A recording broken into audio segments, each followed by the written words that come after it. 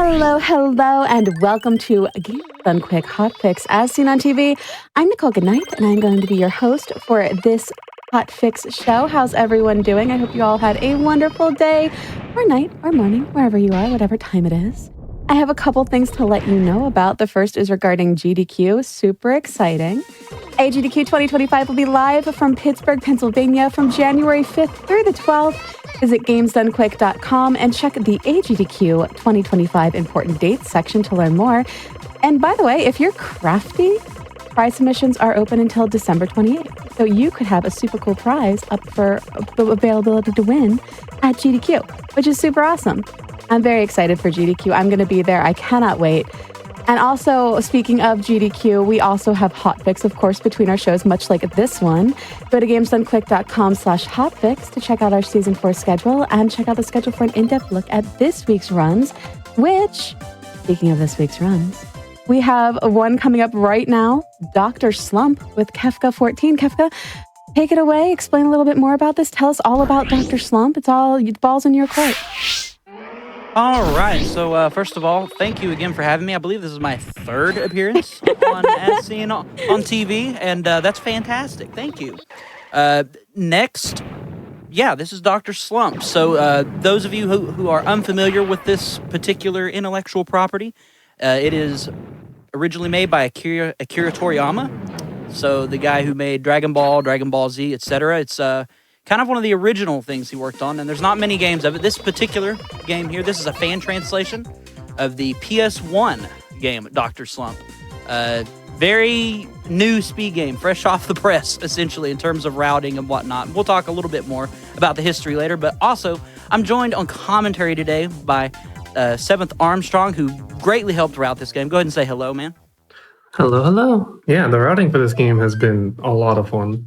There was so much to figure out. I'm really happy to see it be shown off so soon. All right.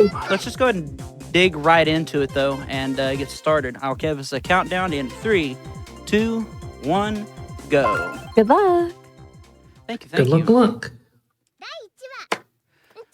So, this game is divided into 7 chapters. It's more like 2 halves, is kind of the way I look at it. The first 3 chapters are pretty long, and then the last 4 are pretty short in comparison. The beginning of the game's pretty slow-paced until we get a particular ability, and then it's going to start looking a lot more like a speedrun very fast. Mm-hmm. Yes.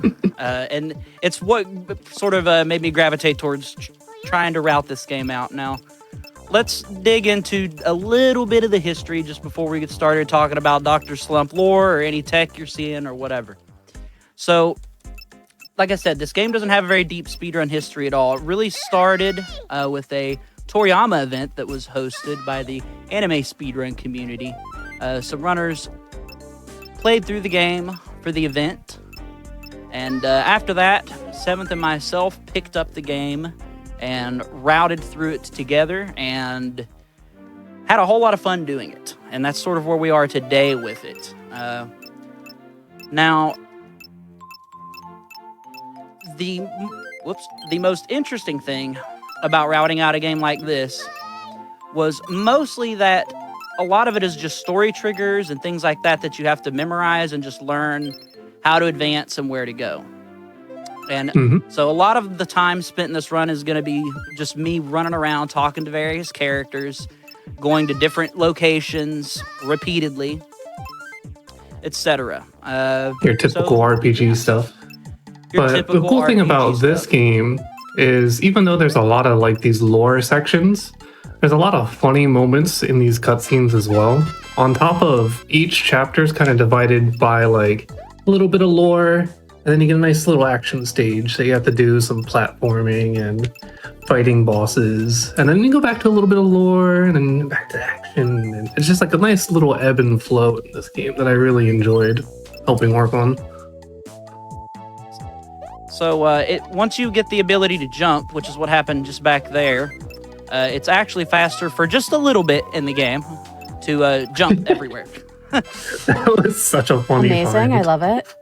Oh yeah, it's great. It doesn't last very long, thank goodness, because it's a little obnoxious. But yeah, So what we just learned there was the ability to crouch, and we found, I believe it's a contact lens, if I'm not mistaken.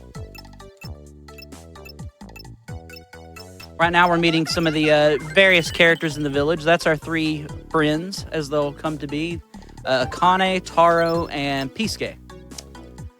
So then we got to go home and tell the professor that we made some friends. And for a little context of why we're like going up to these signs all the time, the way this game is sectioned out, there isn't like proper loading zones. You walk into a hallway and then you move to the next area. Instead, you just go to a sign and then you use the sign to get to a new area. And you'll unlock new areas on your sign. And sometimes signs will lead to larger areas, etc.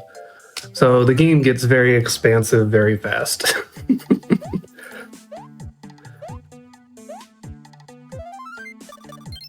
And right now, the game is sort of just showing us a few of the more, basic kind of hub areas we're going to be frequenting throughout the game. And we're also getting some of our most basic abilities. The main character here, Raleigh, she's like an android, a robot, if you will. She has the ability to just watch things and learn them by watching. And right now, we're learning how to beat people up. So that's pretty important. Yeah, the amount of abilities you get in this game still amazes me. Like, you're constantly learning stuff. And we use just about everything in the speedrun, now I think about it. I think there's only like 1 or 2 abilities that we don't. And there's a lot. There's actually only 1. Oh, really? And I think it's the roll. Yeah, I was gonna say the roll is just out. Yeah. Yep. We never use it, but you learn it anyway. Like you have to proceed. Yeah. So what's going on now? That's right. We did found out about for the other school, one. and we decided we want to go to school. So he's taking us to school. Oh. Slump was like, "Oh yeah, that kind of makes sense. You should probably be in school." And we're going to be coming to this school quite a bit. And so to talk a little bit more about Dr. Slump in general, it's kind of like a absurdist comedy slice of life, sort of manga and anime is the best way to describe it. Very absurdist humor. Very, very absurdist humor, in fact. This game reflects that. When we were trying to route it out, trying to figure out where to go sometimes was just an absolute nightmare because the things it wants you to do to progress are just so unintuitive at times. But a lot of times the unintuitiveness is just because the game is trying to make a joke. Yes. And here's where the game becomes a speedrun. We gain the dash ability. So, now that we can dash, the world is our oyster. But first, we got to do this race here. And this first one is very, very hard. So hard, I'm going to do it one-handed. You can just hold the dash button and just win this one. So, it's more or less an auto-scroller. Oh, yeah. They do get a little harder throughout the course of the game. We're going to do a couple of these races, but not really. Yeah, for Chapter 1, as any good video game and any good RPG, you get introduced to all the characters, you get to learn all your basic abilities, and you just get a feel for the game. And then the speedrun really starts to kick off. So hang with us through this tutorial.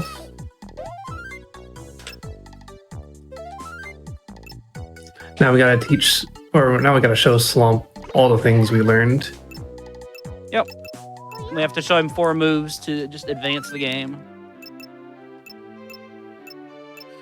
And Slump was like, "Oh yeah, school was a good idea. You learned so much."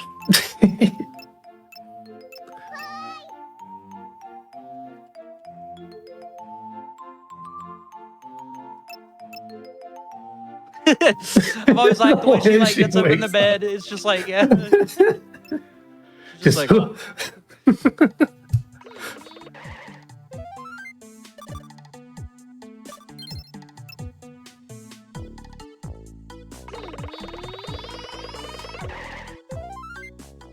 So what I'm doing now is advancing the plot pretty quickly by reading this newspaper here.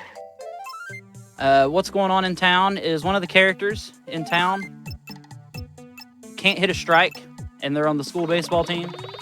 And so we're essentially kind of helping spread a mean rumor about them to motivate them.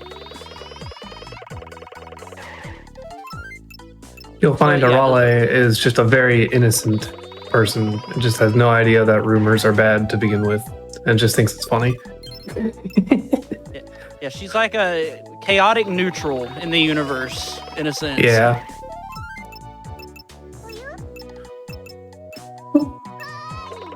All right, so this is where we get to learn. This is where we get to see a recurring trope in the manga, the anime, and in this game of Arale just bodying this cop car.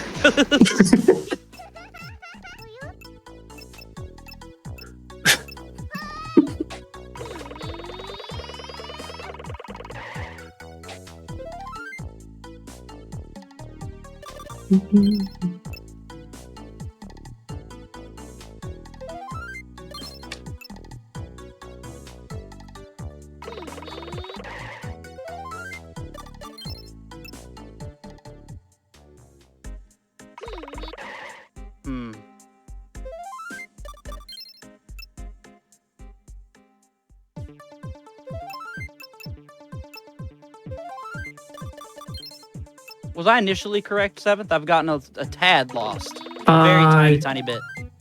Living room, police car, schools, hills, piece of K. So you want to go to the hills. Still can't go to the hills. Go to the hills yet. Uh-oh. That's what I'm saying. Yeah, hold on. It's all right. Thank you. That is my error in the notes. I believe we need to go to the barbershop again for the police car. If I remember correctly. There it is. Yep. Thank you. No worries. I'll fix that in the notes. Like we said before, this is an incredibly new route. Like, very fresh. So, there'll be little errors from time to time. Back on track, though. We now have a key to break into this little cabinet here. And this gets us a dirty magazine that the principal confiscated from another student. And at this point in the game is when it branches off, and we have a couple different things we can do with this object, but the quickest thing we can do is we're going to go home.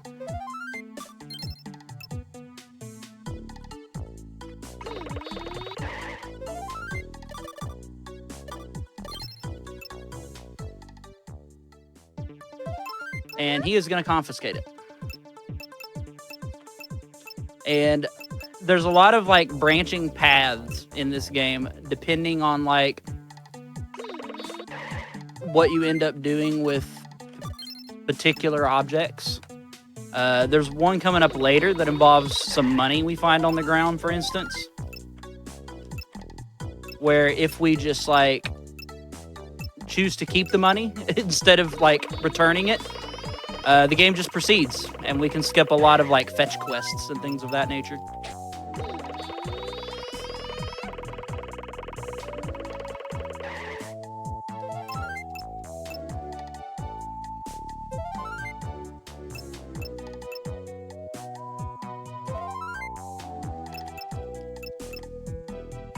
So what's going on now is the smaller character, Pisuke, he is scared to play baseball, essentially. And we need to go find him, and he's hidden at a place called the Hills. And sometimes when you need to get to a new loading zone in this game, what the game has you do is the game has you walk around and find out about the loading zone and how to get to it by talking to various characters. What happened there, just there, is the teacher actually asked us if we wanted to take a pop quiz, and we said no, because saying yes is slow.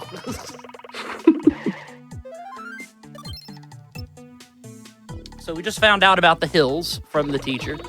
Now, we need to go ask Slump about it. And he tells us that we're annoying and to go bother the cops. So we're gonna go bother the cops. And they are at the barber shop. Correct. And now we get to actually see the trope with them, where we just go boop. It's great stuff. We're gonna do that quite a few times in the run.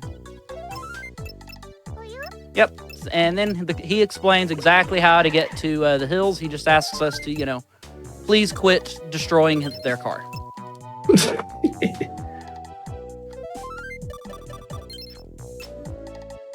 And then this section here is actually pretty cool. Okay. Yeah, this was a great find by you. So you have to scare these little monsters out of these bushes, and then you have to punch them and knock them out. If you just get them off screen, it stuns them. You can instantly hit them, which is pretty useful, Even better is this last one over here, though. Yeah, this last one moves so fast, but yeah, you can just punch him as he's going off the ledge, which is great. And now we're learning the slide kick. I really like very this important move. Ability. Yeah.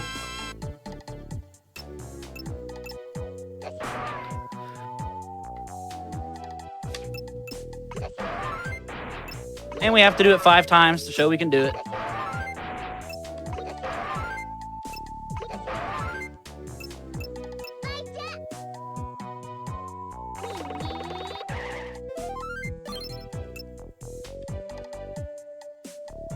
And after this conversation, we're finally going to get to one of the platforming levels. And in my opinion, this is probably the more fun parts of the game for obvious reasons. But at the same time, they can also be pretty frustrating, because we found a lot of ways to speed them up. More so than these sections. So what's going on now is Dr. Slump has made a time machine. And because of course we're going back in time.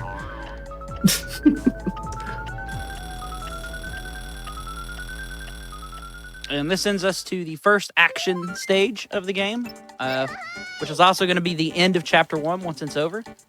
It's separated into 2 sections. The first section is we have to collect 9 eggs that are scattered about here. It's pretty simple. That's 1, 2. We get to actually really see the movement of the game shine a lot more. And I think this is what attracted me to the game more so than the story sections. I definitely get kind of tripped up in the story sections a lot because they're so just it's so long and it's so many different just little tiny steps to remember. But these platforming sections are really where the game shines, in my opinion. Yeah, the movement in this game just feels amazing. All right. And then the second part, we just have to reach the end. In this one, we found a pretty big... Well, this particular skip was actually found by a different person, a runner from before. But it skips pretty much the whole action stage. You just jump into the lava and you can come right over here. Jump up here. Come around in this corner. And that's it.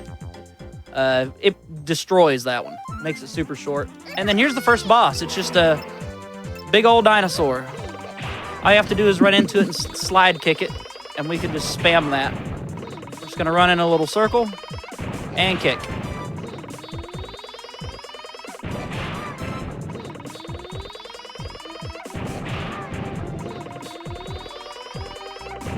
Like so.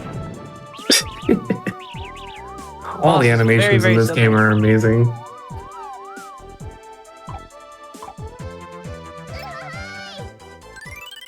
And yes, that does say golden poops. That is a running gag in the Slump comics. And now we get our new friend that is not explained at all in this video game. But if you've seen the shows or read the mangas, you'll understand it a little more. And that is the end of Chapter 1. Chapter 2, things progress pretty quickly. We meet the main villain here. This is Dr. Masharito, I believe it is. He's pretty interesting. He's definitely a comic relief villain, but everything in the game is kind of a comic relief. Everything. So yeah. So what's going on now is we find out that there's a new movie showing, a new monster movie, and we really want to go see it. So we're going to go home, and we're going to go beg Slump to let us go see it and tell us where the movie theater is.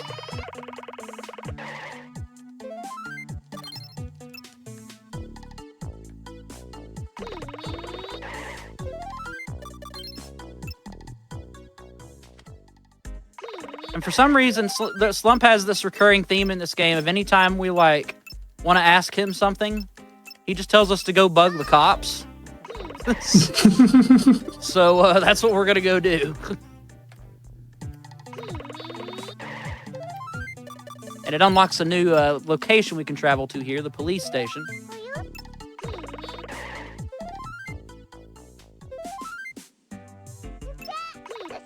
Oops.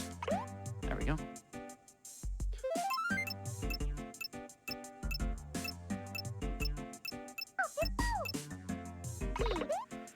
All right. And now the cops have told us where the cinema is, but have told us that it's closed. And normally what you have to do here, what the game expects you to do, is to get here and go talk to the other cops.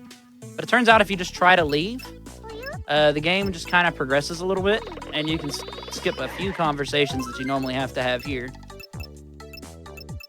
Yeah, in any RPG running, skipping any sort of dialogue or lore is amazing.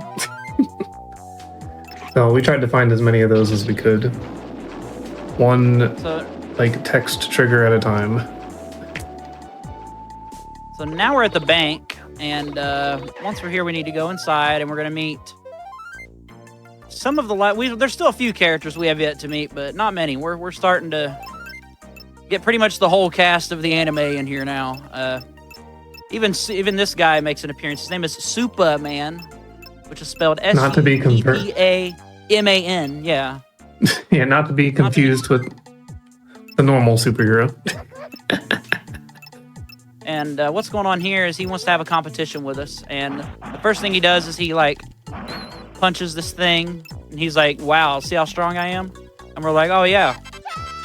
And this teaches us a new punch ability, which is going to be pretty useful a few times in the run. And she says skibbity, best I can tell, and then just punches the earth in half. Oh, I wish she didn't. Great. I agree. But that's what she just does. But alas, that is what she says. Alas. And then what happens there is he says, "Well, I bet you won't touch this poop on the ground." And then we do. And he runs away. He runs away because he's grossed out. Then we find out from the cops that the big robot that was here earlier is now attacking the apartments. And we're going to head that way.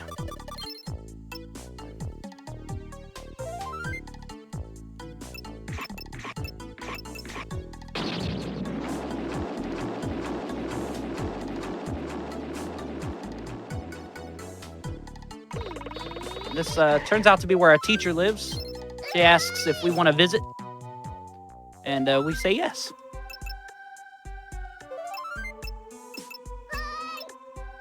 Whoop.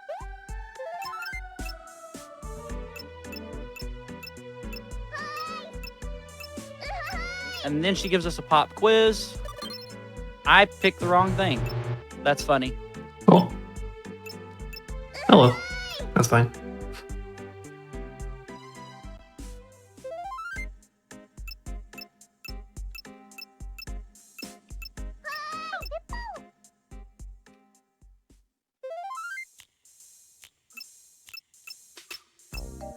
You just don't get the pet points for it.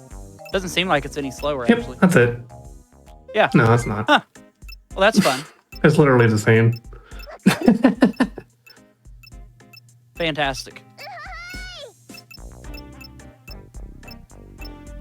Yeah, so now- that purple gauge at the top is called the pep gauge real quick.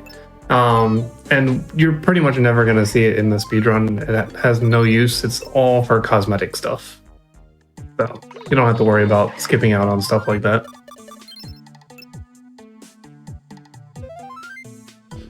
Flashing lights warning.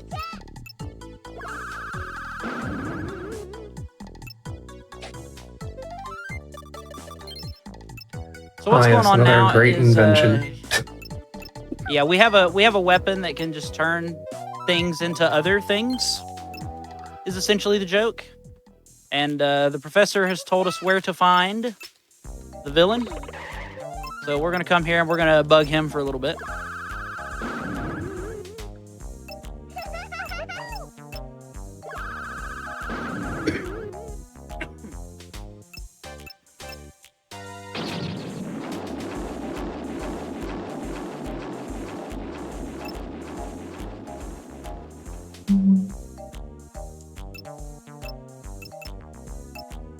All right.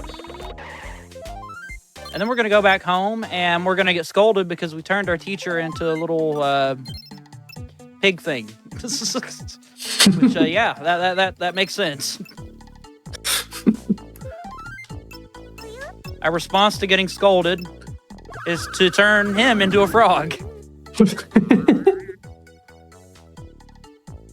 So we're just going through this town, sowing as much chaos as possible, basically. But it works out for us, because now we learned how to do a really tall jump. Woohoo!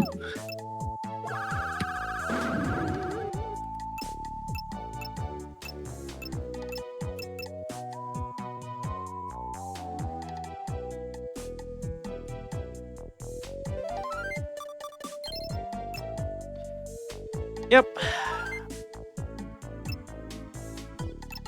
So the villain is now on the roof of our school, and he's like, well, the key to my lair is up here. And you can't get up here, except now we can, because we have the high jump. Like so.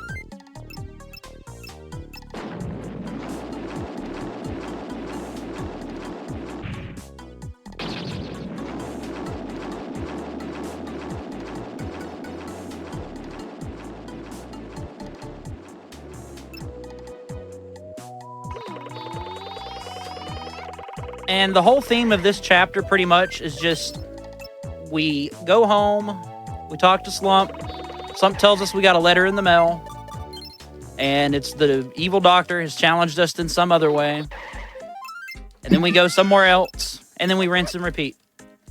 And each chapter is kind of like, with the exception of chapter 1, each chapter kind of has a very centralized theme of stuff that just happens.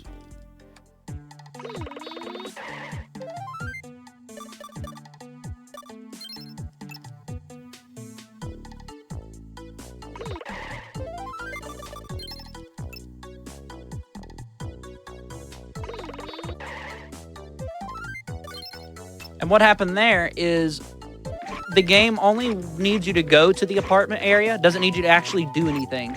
So you can literally just go there, leave, and come back to the police station, and it advances the game ahead by like a few things. It eliminates a few steps you would normally have to take in the story. Yeah, and the evil villain here doesn't realize that Arale is also a robot. So she gets punched and she says, oh, no, that's fine.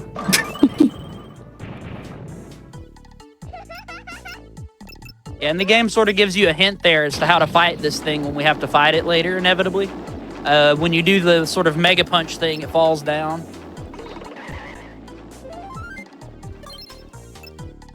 That's just good game design.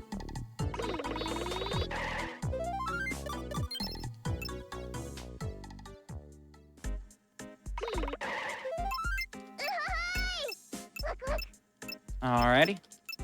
So now the doctor is back at the school. And this is one of the more... This guy gets a little old by the end, But this is one of the funnier applications of the gag, I would argue. He has surrounded himself with a field of poops, and he believes that can stop us. And all you'd have to do is just walk around the circle and collect a bunch of them. And he's like, wait, what?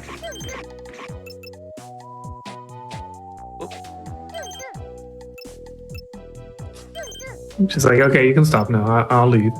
He's like, oh, okay. And then he just leaves. Very strange game. Very, very, very strange.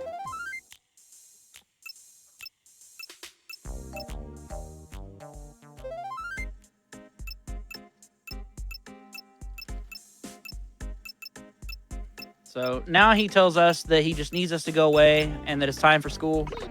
So we're going to go to school. And we're finally about to get to the second action stage, which is, in my opinion, one of the better ones. Yeah, I'm also a big fan of Action Stage 2.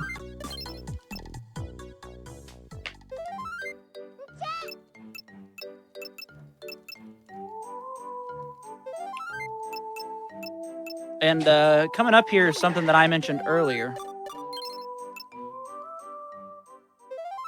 When we come outside here, the characters notice there's something on the ground that looks shiny. And when we come over here and collect it, it turns out to be some money. And he says, hey, you should turn that over to the police. And we're just going to say no. And normally what happens here, if you say yes, the game forces you to run around town and go on a huge quest of like destroying that police car repeatedly through like 10 different loading zones. And yeah, we just bypassed all of that by saying nah. Just the fact that the game lets you do that is just amazing, honestly. Oh yeah, it definitely seems intentional. It's almost like, oh yeah, you get my humor. Yeah, you can proceed. So anyway, what the professor has going on for a few chapters here is he's in love with our teacher, and he keeps trying to like come up with ways to like confess his love to her, etc. And one of his plans was to make this little robot that can like spy on people or something. I don't know. It's strange. And well, we're going to use the robot instead to go break into the villain's lair.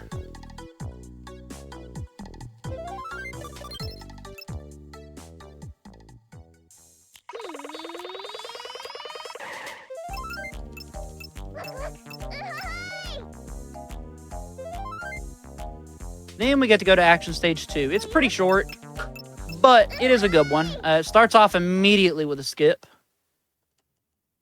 which is pretty great. This slope here can just be jumped straight up, skips about half of this area. You can just run around the corner and go through here. Then the game gives us one of a few kind of maze-like areas. There are these ghost things that try to block your path, but if you slide kick at them in just the right way, there it is. There you go. You can just get right through them. There's a spike trap there.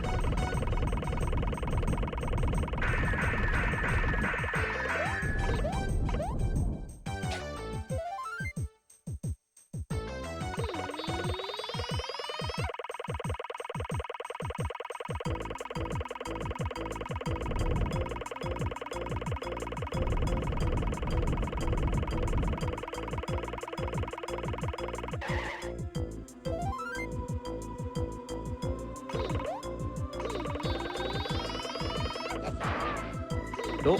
Nice. Yeah, that's unfortunate. Stage 2 is a lot of mazes, and there's actually like a maze of mazes. There's alternate paths that lead you to different maze zones as well.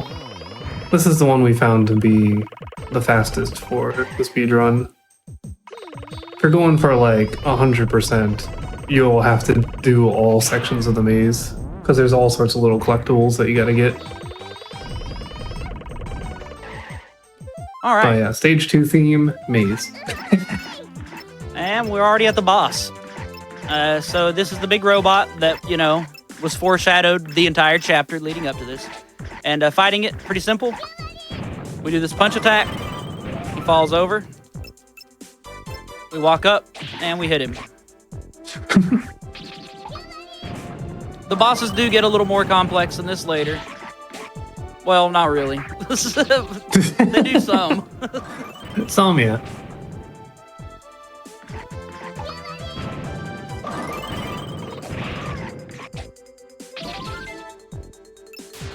Yeah, so now he starts doing this like tornado sort of attack.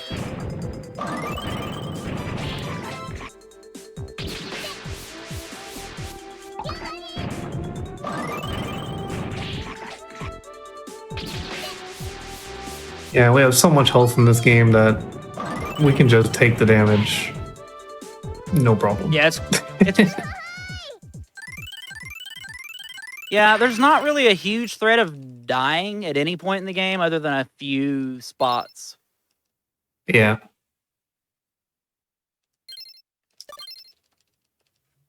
All right. Chapter 3. Here we go. Chapter 3 is extremely long. It's probably going to be like almost a third of this run or so.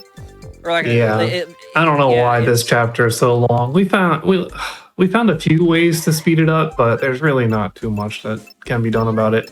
It's a lot of story. Go ahead. The chapter starts off with a ton of story.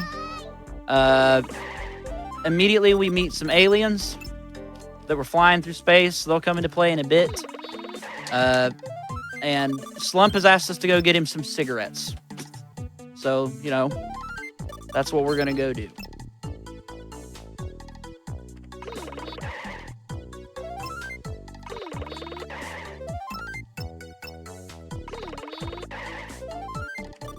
And it has unlocked the last grouping of areas in the game, which is what I like to call the empty lot zone. The game is sort of divided into like loading zone clusters, if that makes any sense at all.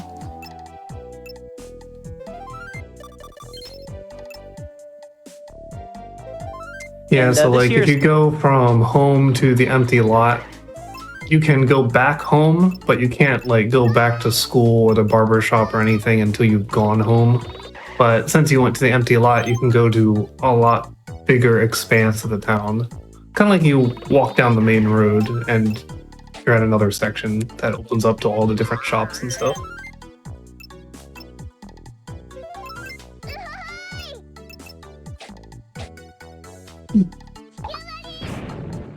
And we knock the last one out of the tree. And we're done. We have a new friend. Woohoo! Then we go back to the empty lot, and then we get abducted by aliens.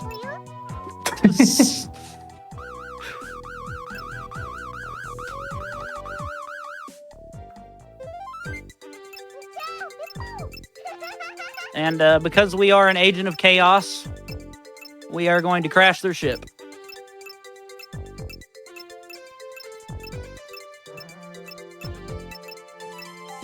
I didn't realize this text section was so long. Mm-hmm. Ugh.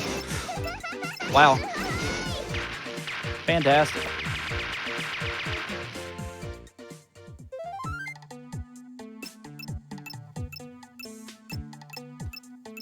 So now that the aliens have landed, we deduce that the best thing for us to do is to go tell our friends about them because they look funny. Which is, yeah, that's. I mean, definitely. I would probably do the same. Definitely a response. Be like, I just saw aliens, guys. Whoa.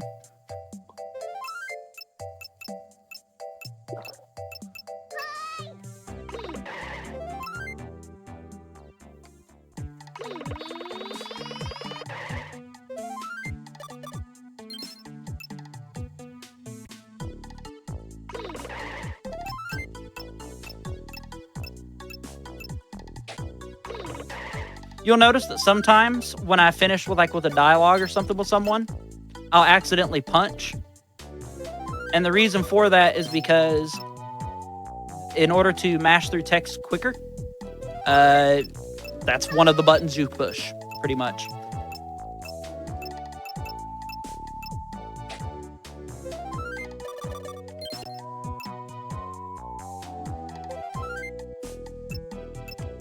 Now we're going to gain an ability that we need to use on the boss coming up at the end of this chapter, which is not going to be for a bit. Yep. Yep, get comfy, folks. We have slump questions, and now is the time. This chapter is, this is a long one.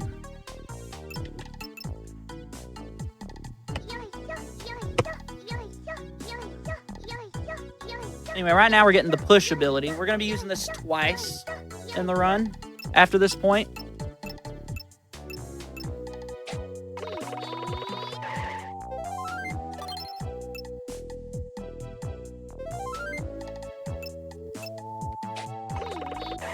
So these guys think we owe them a spaceship because we crashed their ship.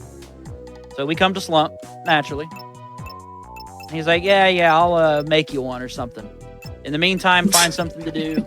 So they task us with collecting 16 poops. So we're going to go do that. And Slump is not convinced that these are aliens at all. It's like, yeah, okay. Your friend's playing a joke. I get it.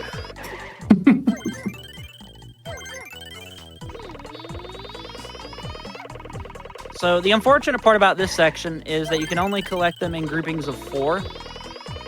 And we've routed it the best we can based on that, but it still is pretty unfortunate as a whole. Yeah. If we could collect them all in one go, that would be so much better. But we just can't hold all that poop.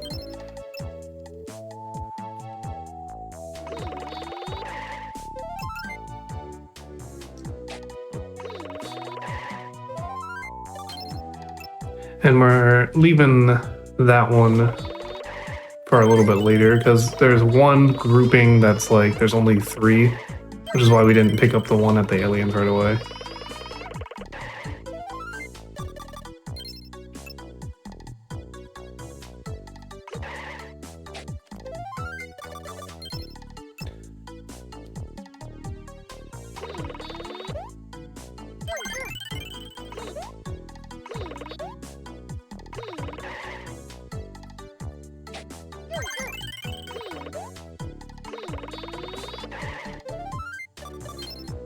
Oops. Little menu snafu. There we go.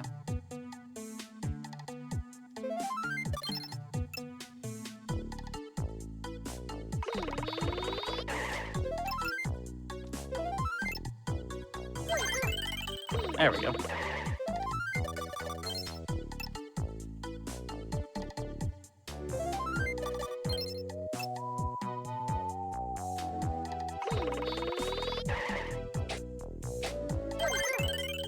Yeah, this is the part of the game where it's like, if you don't know your way around, you're going to learn your way around really quick. Mm-hmm. Because it makes you go everywhere for this first part of the chapter, right? Like, we're basically going to every loading zone and collecting a particular item and bringing it back to a central location and then going out and collecting even more of that item. I wish I could say the back half of this chapter was different than that. But it's kind of identical. You basically just go everywhere. Yeah, this chapter really tests your navigational skills. And remembering where everything is.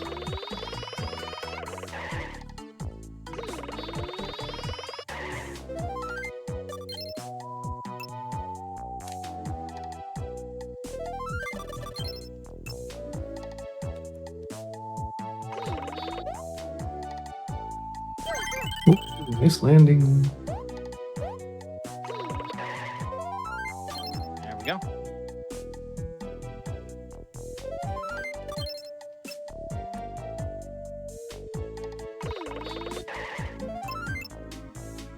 All right.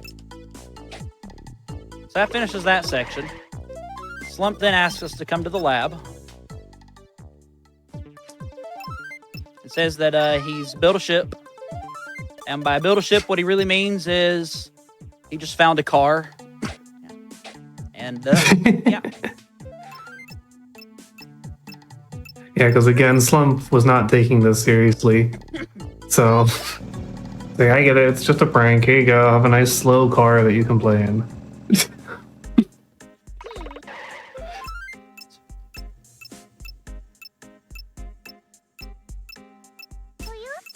Now Slump was like, oh, that was aliens? Wait, you were being serious? Oh well.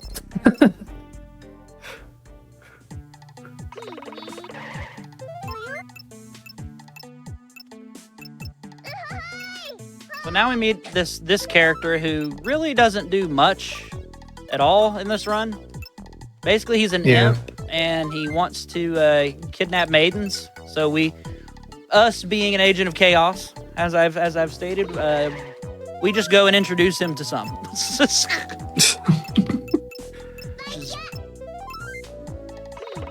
Yeah, this character is also very short-lived in the game, but shows up a lot more in the manga.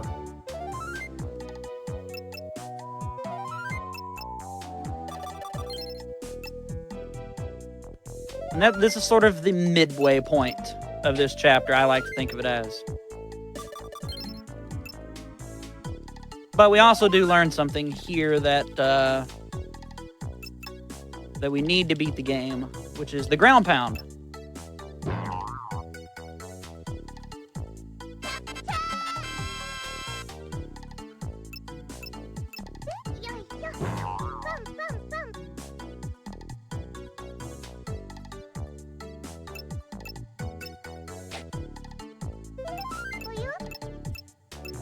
There we go.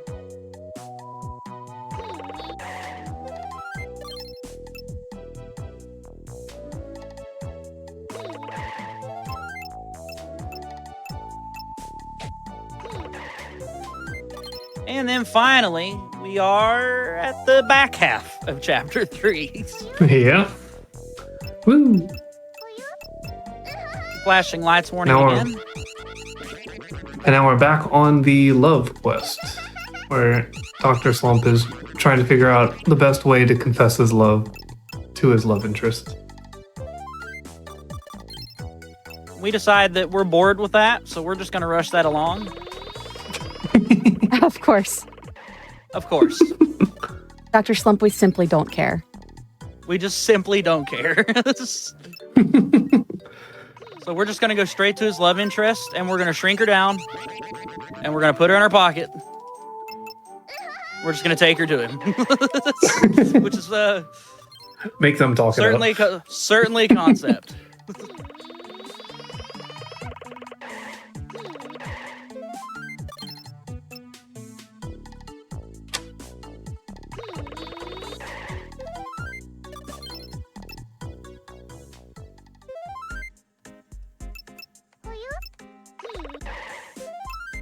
Yeah, so he confesses his feelings, and she overhears it because she's in her pocket.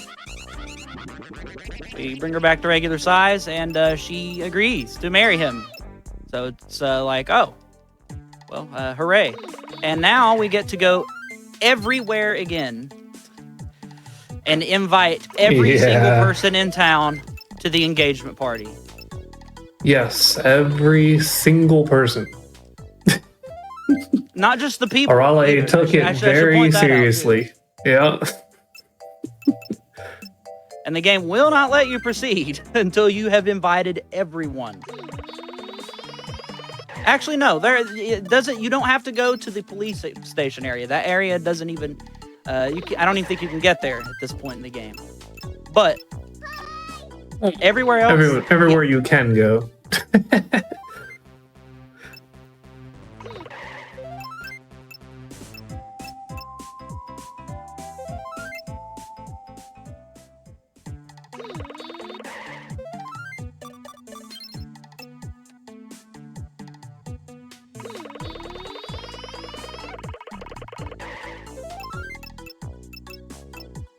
Yeah, we're just running up to literally everyone, and we're just being like, "Hey, a marriage is happening." Literally everyone.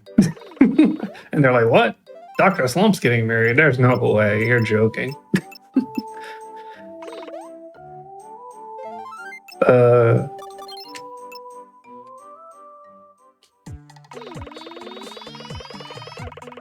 Yeah, everyone in town's very used to Dr. Slump being like this weird inventor off on his own, doing his own thing, making these wacky, useless inventions.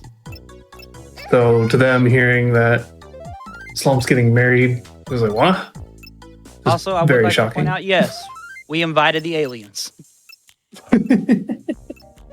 Of course. They're part of everyone. Yeah, you really meant everyone, huh? Yeah.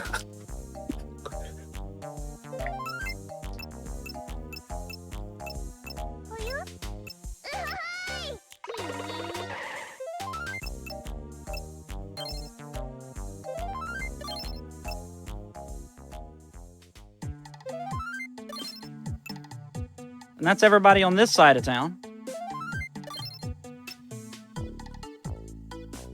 Now, for some reason, and I've not really figured out why, I'm sure there's something you can do with this. There's just this dragon flying here. We're never going to see this thing again. We don't talk to it. Just doesn't matter. It's not part of any quests, not even any side quest. It just exists in the game for some reason. It's just there. Right around the time that we're getting married. If you talk to it, I think it says something like graw or just it's something generic. Like it just exists.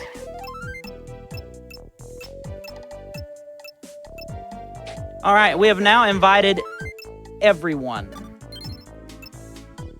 Yeah, the other half of town only has a few people. Wait a minute. I forgot Kineko. And now we have everyone. And now we have everyone. And you got Superman. Yeah, okay. Yep. Cool. I was just going through the checklist. And then we have the engagement party, and he says, cool, keep everyone entertained. And you'll never guess what that means. It means talking to everyone again. But, like, here.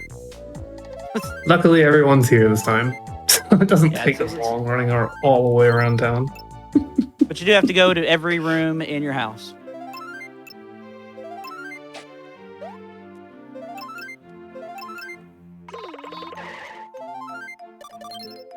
There's also this weird thing with this particular grouping here.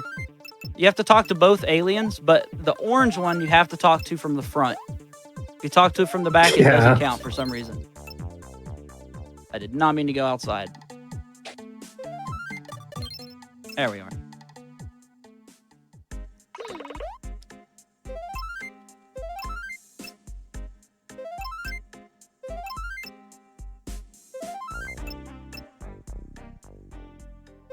And then finally, they announced their engagement, etc., etc. Everyone's happy. We're past the longest chapter. Whoa.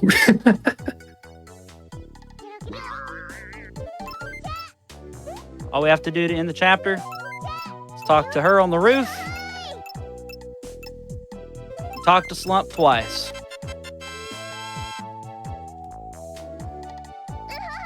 And basically what happens here is he says he's happy about his engagement. And she gets kidnapped. So we take our new jetpack to go find her. Now, action stage 3 is scary. This is a very scary place in the game. Like, seriously, I'm not being sarcastic. This is probably one of the harder parts of the game for one particular reason. These little sections here are a non-event. But 7th knows exactly what I'm dreading the most. Yeah, so the problem with Action Stage 3, it's really cool in concept. You gotta get past these barriers, and you have all these little guards guarding the way. But the problem is they didn't put checkpoints in this action stage like they did with all the others. I don't know if they just forgot it or if this was on purpose, but It's a very long action stage, and there's pits of water coming up that just one hit kill you if you fall in. So if you miss a jump, it's just back to the beginning. And there's not much you can do about it. And you can see all these little fish jumping up here. One hit from those and you're straight in the water, and then you're back at the beginning. Usually what happens if you die or like you get sent back to the beginning of the room that you just entered, but that just does not happen for Action Stage 3. So now we get to fight a mini boss. It's a big crab with shoes.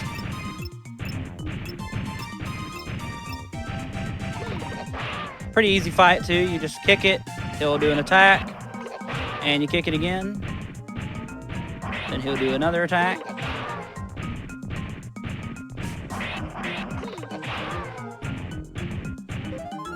And that's that. So we do actually get one checkpoint for Action Stage 3 coming up right here. And I'm actually going to walk this. Play that yeah, please. There we go. Okay. Yeah, and this is the only checkpoint. So we've come here to find Midori, who is, the professor's fiance. And these dudes have her, they're going to sacrifice her to a big gorilla monster, basically. But we're just going to shrink her down and take her with us. We find out about the gorilla monster, though, and we're like, you know what, that sounds like fun. And she's like, what, are you serious? And we're like, yeah. So we're going to go find the gorilla monster, and we're going to go fight it. But first, we're stuck in this little camp, and we have to defeat all the guards before we can get out. And they are not easy to hit, as you can see. Yeah, the hitboxes on those little dudes. Kefka was making short work of the first ones, but they're not easy to hit. That was very impressive.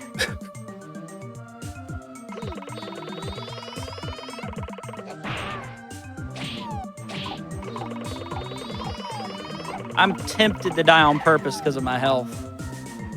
But you can showcase it if you want.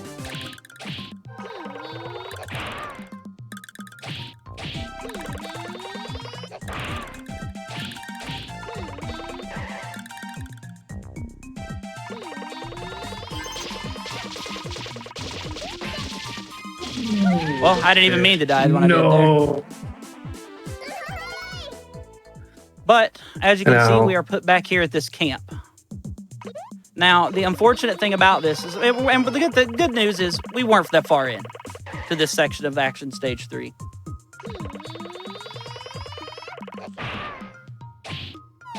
But yeah, those fish don't have a cycle.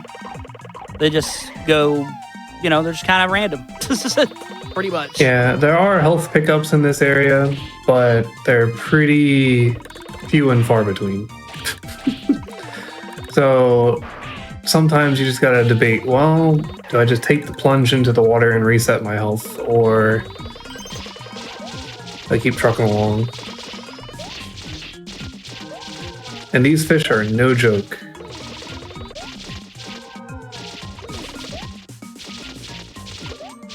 Hold on. Well, unfortunately, there's still one more water section. Yep. And if we die at that one, we have to do both of them again. So we're not out of the woods yet. Literally.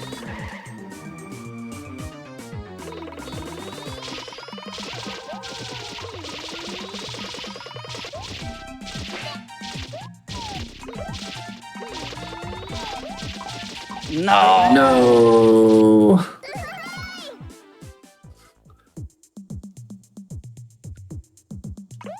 Very unfortunate. Yeah, so for all y'all that want to get into this run, this is the action stage that you're really going to want to practice. But that's fine, because this game is amazing. And do you all remember Time Slippy, the little time-traveling robot that Dr. Slump invented? Yeah, on any save file, you can replay any action stage you want. There's actually a whole other category. If you don't want to go through like the whole game again, there's another category for all action stages, and you can just use Time Slippy and practice away on any of these. So practicing for this game is awesome.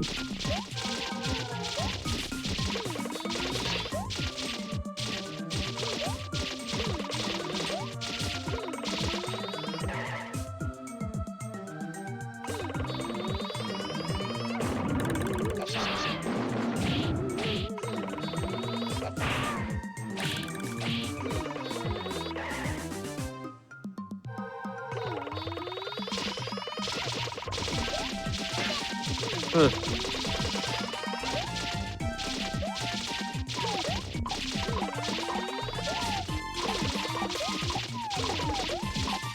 Let's go.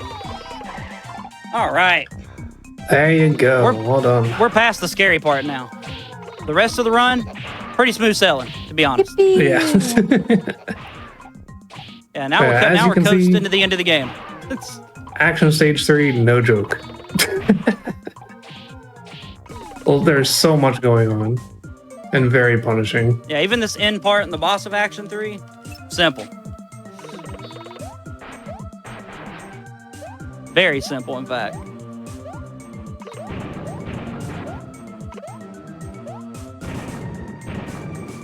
Yeah, you can skip this whole platforming section with some careful slope jumps. Oh, there we go.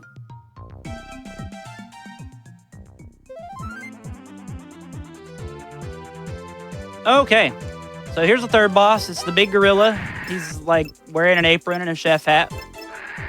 This fight's kind of different. We don't really hit the gorilla. We have to try to push him off the edge.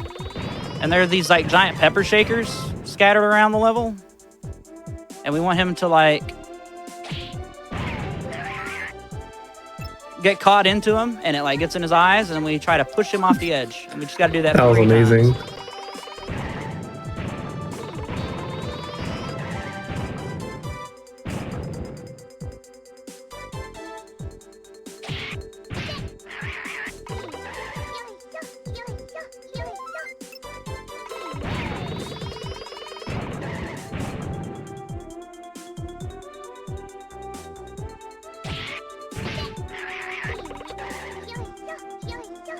Cool.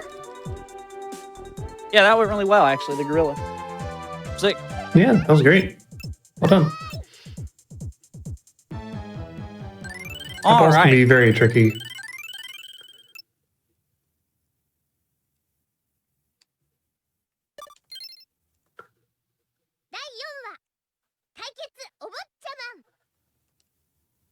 So chapter 4 brings our main villain back, and he has a new scheme he's cooking up here.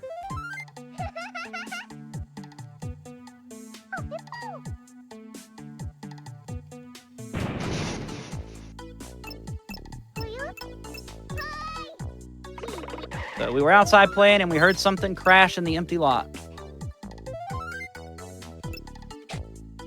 We come here, and there's this new spaceship that has crashed here.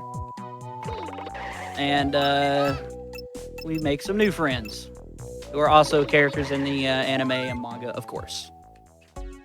Mm-hmm.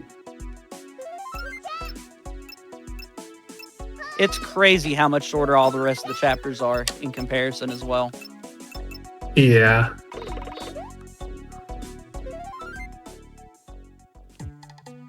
Like, chapter 3 alone feels like 2.5 chapters worth of content.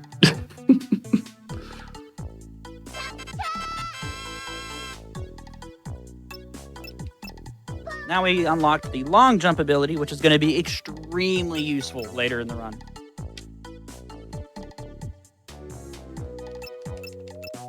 Oh, why couldn't we get a floating ability? That would have been so cool. You know what? I never thought of that.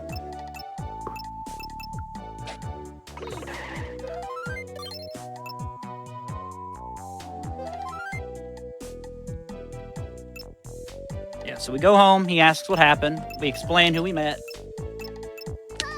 He tells us we got to get to school. So we're going to go to school. Yeah, we met this person that can fly. Oh, and this other person that can turn into a tiger. Yeah, okay, Raleigh. Dr. Slump rolling with eyes. So we come here and we're going to talk to them. And then we meet our new teacher. And this is a very interesting looking character. He's got just like a massive head for some reason. Yeah. I don't really know why, but...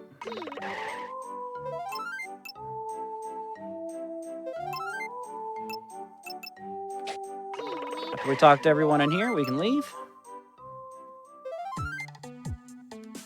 And he wants to do gym class. And what that really means is it's time to do another race. Woo. This one's a little more complex, though, because it gives us some hurdles we have to jump over. It's still very, very easy.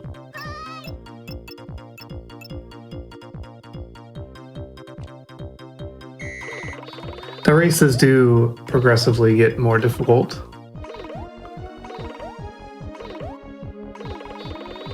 This will not be the last race we do.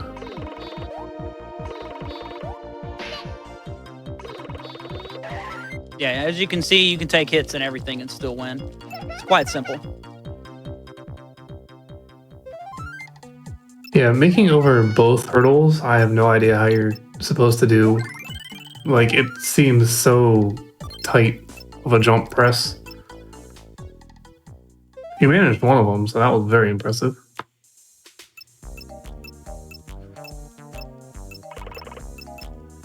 So now we meet a Botchaman.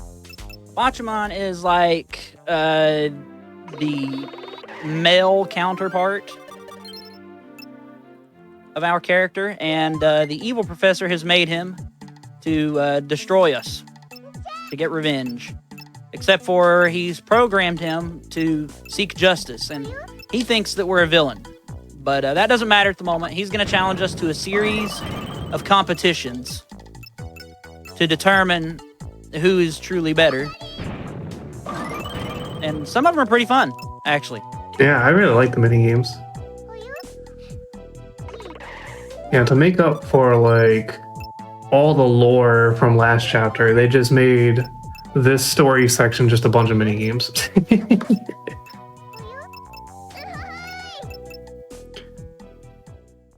All right, so what's going to happen on this one is this is a pretty weird challenge. Teacher is going to ask us a question, and it's going to be about something in the game.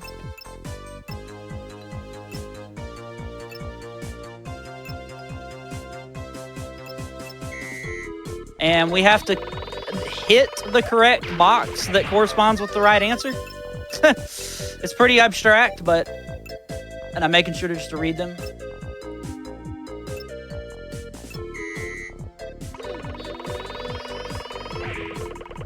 There we go. Good job.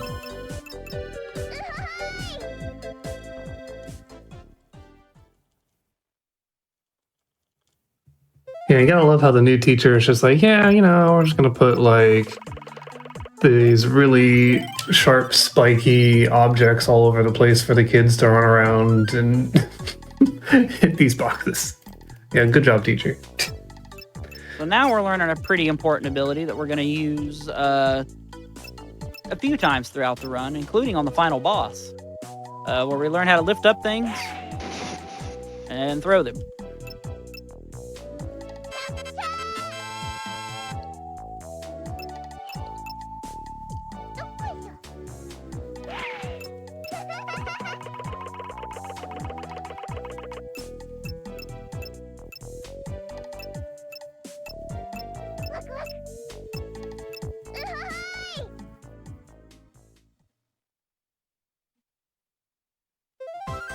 All right, so here's the second challenge. We have to pick up and throw these boulders to destroy a statue. Pretty strange, honestly, but...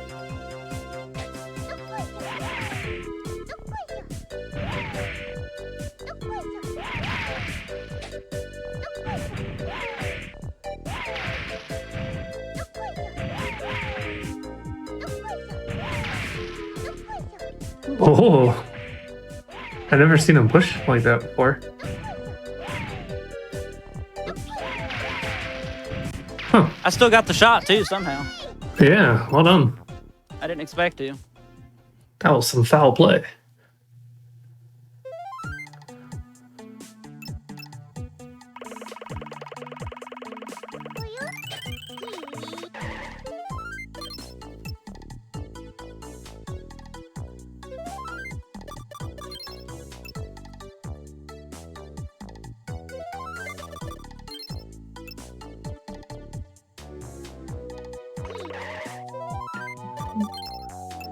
All right. So now he wants to have a jumping contest.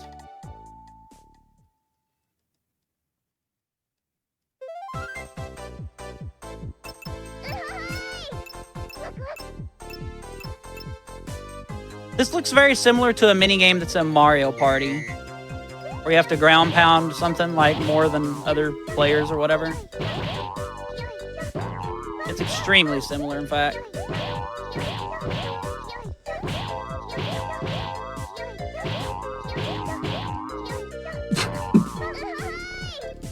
Pretty simple challenge overall.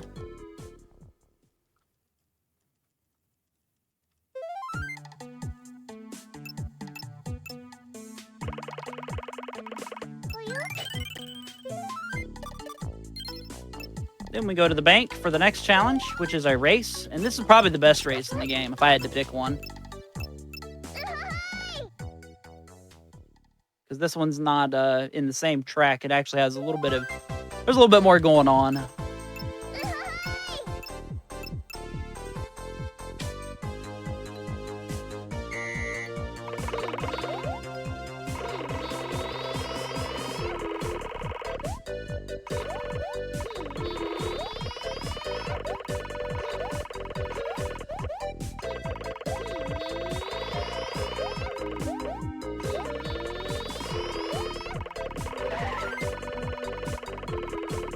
Yeah, and it doesn't even matter how fast you get to the end. You have to wait for him to reach it anyway. So...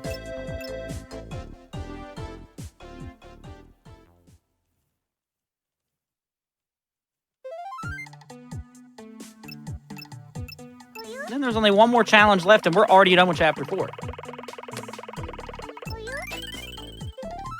All the chapters seem so short after Chapter 3. Every time.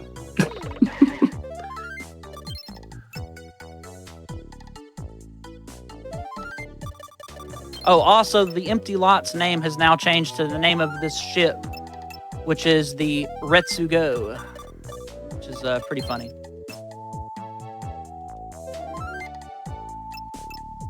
Nice little pun.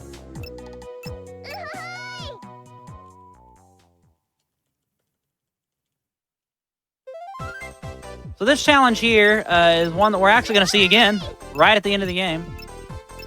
All you have to do is just mash buttons repeatedly. And the idea of it is if a Bachamon matches a different button, you have to like mash the same button that he's mashing but faster. But it turns out that if you just mash them all simultaneously, that he can never really gain anything on you. So you just win. It's a little painful, but, you know, it gets the job done. You only gotta do it twice. How many games weird?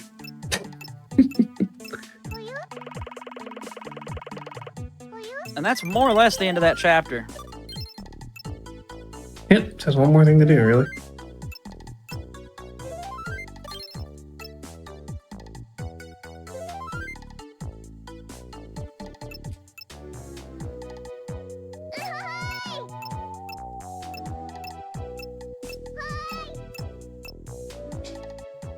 So what's going on here is she's invited him in to play.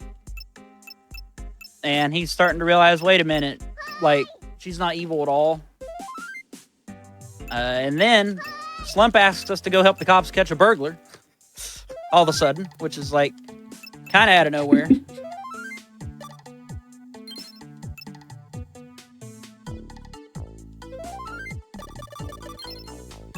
But we also learn the sneak ability, which we do need to beat the game.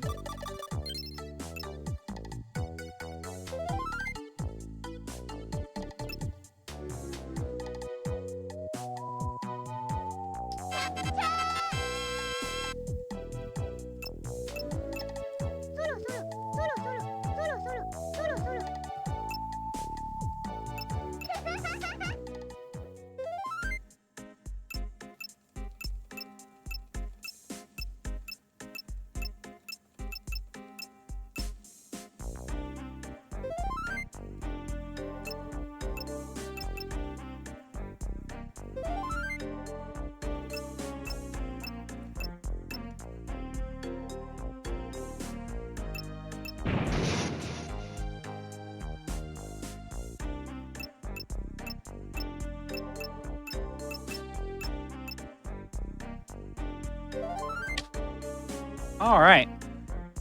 So that ends chapter 4. Chapter 5 is kind of fun, honestly, compared to the others. The action stage especially is really cool. Yeah, chapter 4 doesn't even have an action stage. It just ends. Chapter 4 is jam-packed full of action. Pretty much.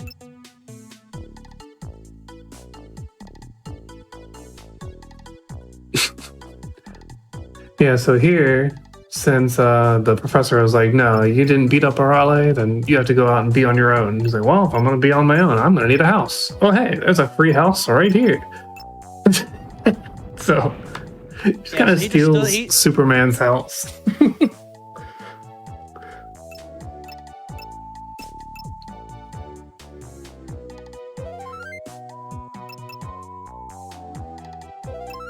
I love how random this game can be.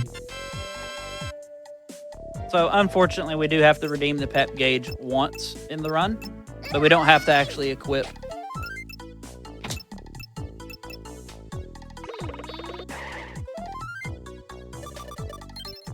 We don't actually have to equip what it wants us to, though, or rather what it gives us. Yeah, as a reminder, that gauge is like an invention bar for Dr. Slump, so every time you fill it up with like pep or spirit, it allows Dr. Slump to make another invention for you. But all the inventions Dr. Slump makes for you are kind of useless, so we don't use them in the run. Oh, that's really sad, actually.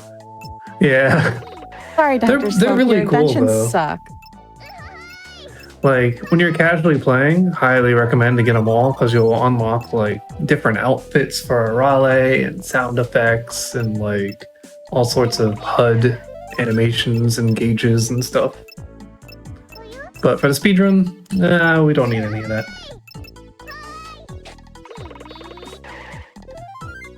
So what's going on here is we've been tasked with selling 12 scrub brushes around town.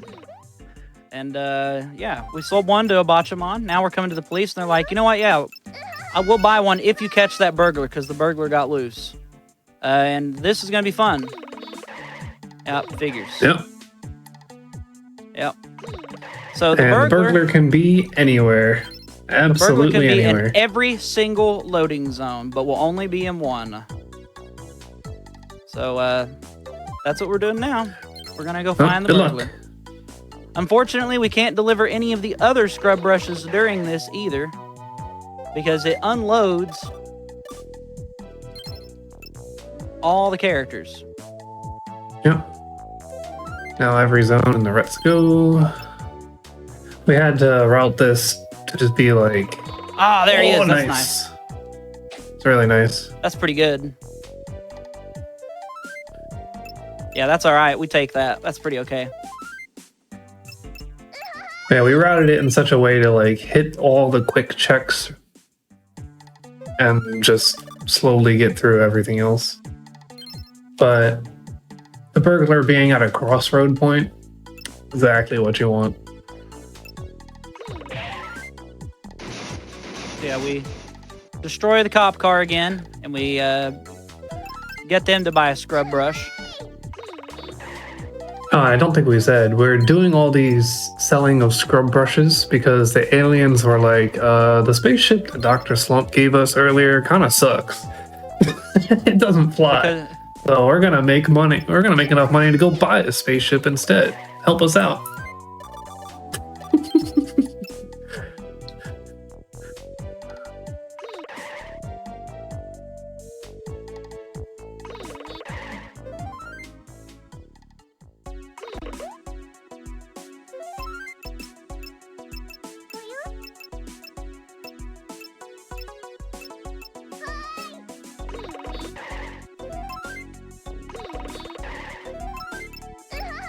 Yeah, and what it narrows down to is just doing a variety of, like, fetch quests and the like for different citizens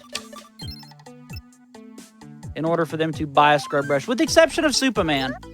Poor Superman, his house got stolen at the beginning of the chapter, and he now has a tent with his name written on it. And he's like, oh, this is embarrassing. Please don't tell anybody about me living in this tent. And he buys a scrub brush. And it's like, well, that's sad. It's very sad.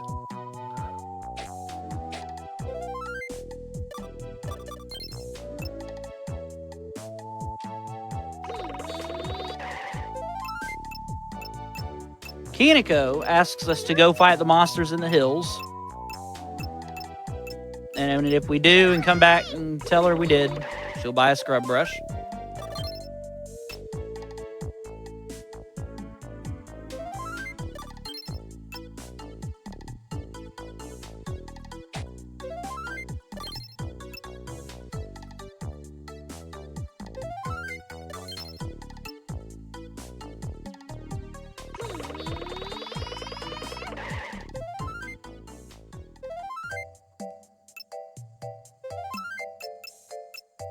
She tells us she'll buy a scrub brush if we help out around the shop here, which is very easy to do. We just walk to these tables.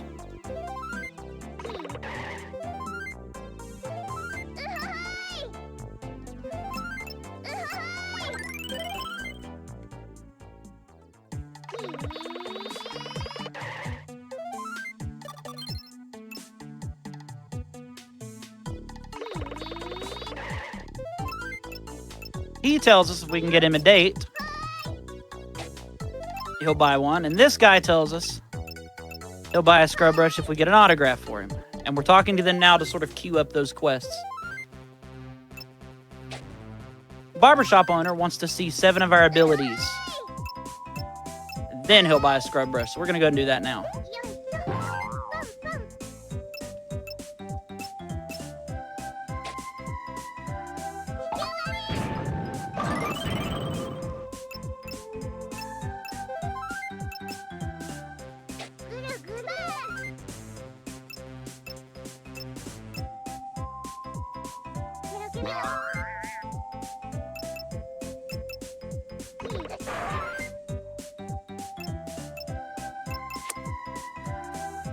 Oh.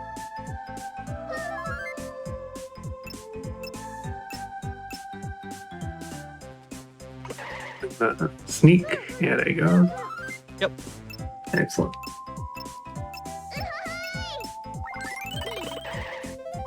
All right.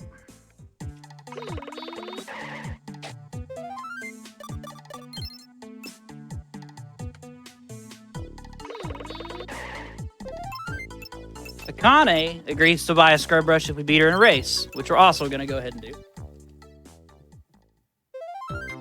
And this is the final race of the game. And the hardest, but that's not saying a whole lot.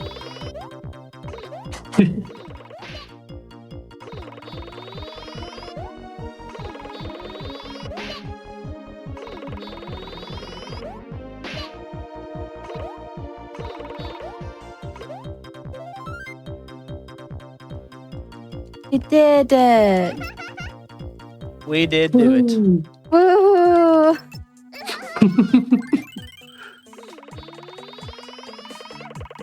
Then we got to go into the classroom. And the teacher will buy a scrub brush if we clean the books off the tables. You'll look, there's nothing on the tables. Then we talk to him.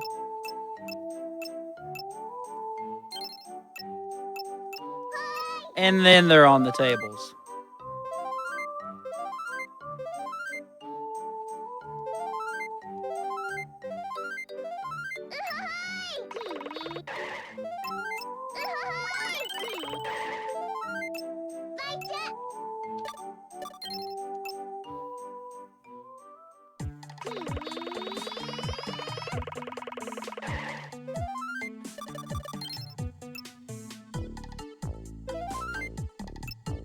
Just a few more tests and we'll have all the scrub brushes sold.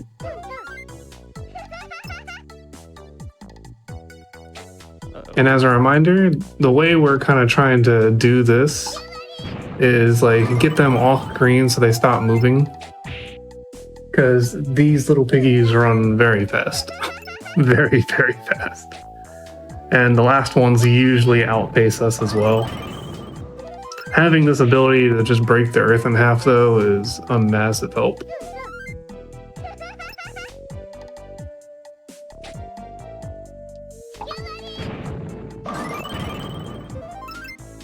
Oh. Well done. Oh. I just remembered we got to go to the lair.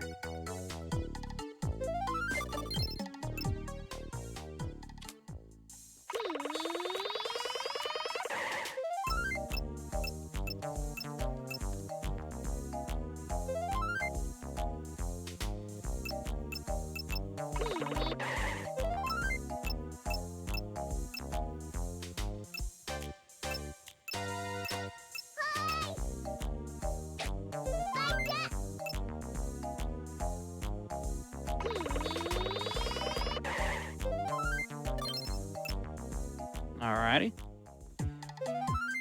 We're getting close to wrapping up Chapter 5 as well. It's pretty much just this scrub rush excursion. Mm-hmm. All this just to get the aliens a new spaceship.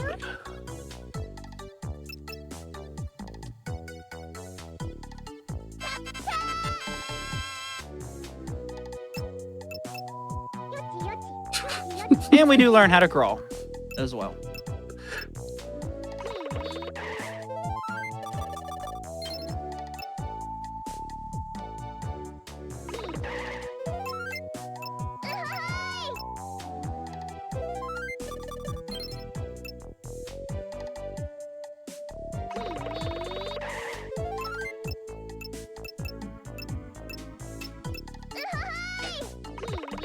All right, down to the last two. And they're both in the same place.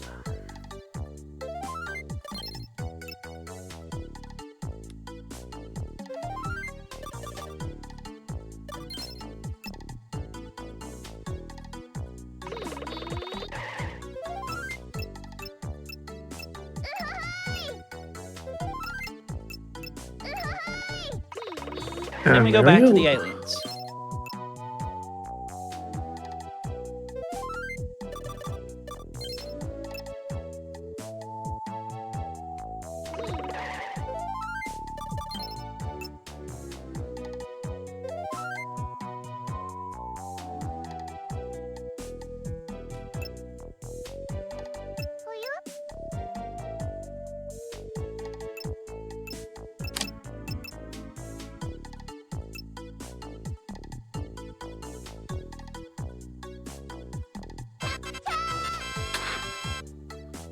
And we learn the roll ability, which has, the most best useful. I can tell, zero function. Like, we have not even been able to find out the intended purpose for the roll. We've tried many things and none. It's not required for anything story-wise. It doesn't seem to help in combat at all. You can't dodge with it. It's not a dodge roll. You can't go down slopes with it to roll faster. Just it's also worth noting that the aliens paid us for selling all the scrub brushes by giving us an animal. Some kind. It's like a penguin and a seal fused together. It's called a pen seal or something like that. It's like, okay. Oh, I get it. Pen seal. That's funny. mm-hmm. Oh. Yeah. It never dawned on me till just now. But yeah, that's sneaky. That's pretty cute. You didn't know? That's pretty cute. That's really cute. Yeah, that's cute, actually. I love all the little things that this game has done that it's like, you know what, that's really adorable, actually. So now we're going to action stage. Oh, what an amazing 5. flying machine, Slump. This one's We'll get pretty there cool. There's eventually. actually a lot of tech here. Oh, yeah, this one's great. It starts off immediately with a pretty big skip Ooh, nice setup. right there.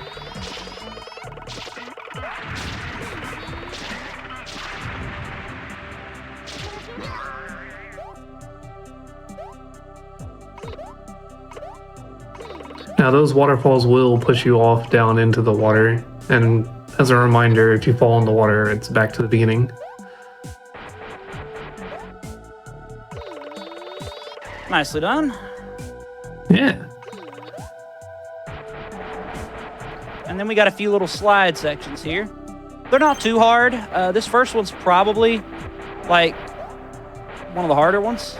The second one is free, as we like to say in speedrun language, because we've got a really cool strat for this one. You can skip this one entirely pretty much by coming back here. And you would think this is longer, but it's not. And then we just go boom. We're going to do a long jump and fall right down like that. Awesome. Yeah, very pretty movement.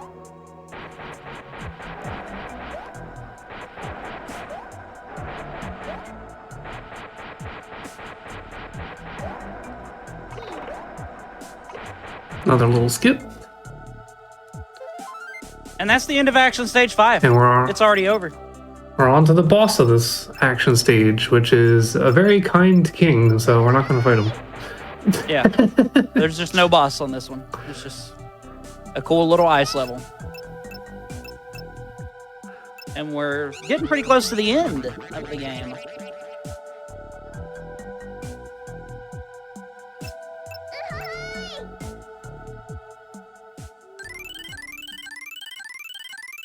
Chapter 6 coming up is the shortest chapter in the game by a very large margin.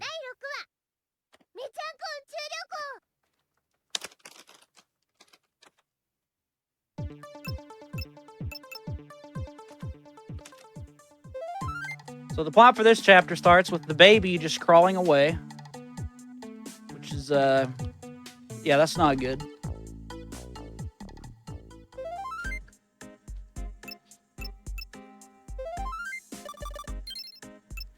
And then we go outside and we meet this character, and we're never going to see him again.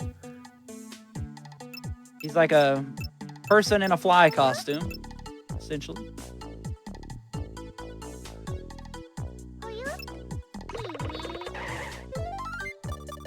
And it's not explained in the game, but I believe in the anime it says that those people in costumes are not human, they're also aliens. Yeah, I believe that to be true. Yeah, that's correct. Yeah. That includes Superman, by the way. For reasons. Anyway, we go to the school, and the aliens are now selling baked yams, trying to make money to get a spaceship. So they gave us a baked yam to just go away. And here's where we learn the fart hover. I've officially now said that. That is a thing. Oh, thank you. I hate that. Thank you so much. Yeah. But that's what we didn't invent it. It exists.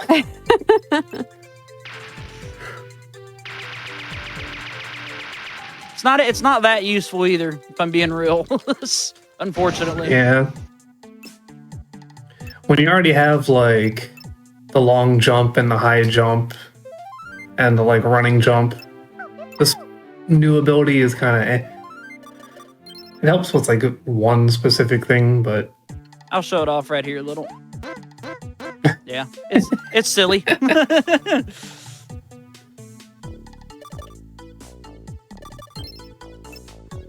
So now what's going on is a different alien. There's a lot of aliens in this game. A different alien has crashed here. And for some reason, his caps lock key is broken. So...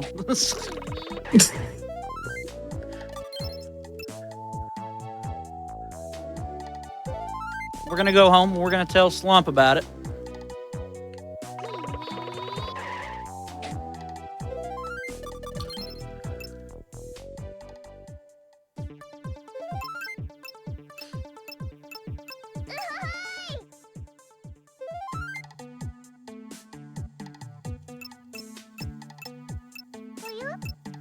We're already about halfway through this chapter, by the way.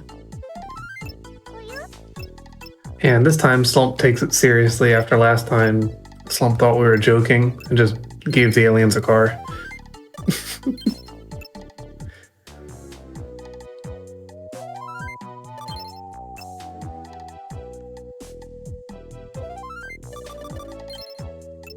So right now we're going to a Bachamon's house. Basically, he was calling to us, and we're gonna go see what he wants. And yeah, he's not doing too hot. But we know he's a robot. No. So we're gonna go back to Slump. Slump's gonna give us some go-go juice. I think it's called Robavita A. Yeah, that sounds right. Or something like that in this game.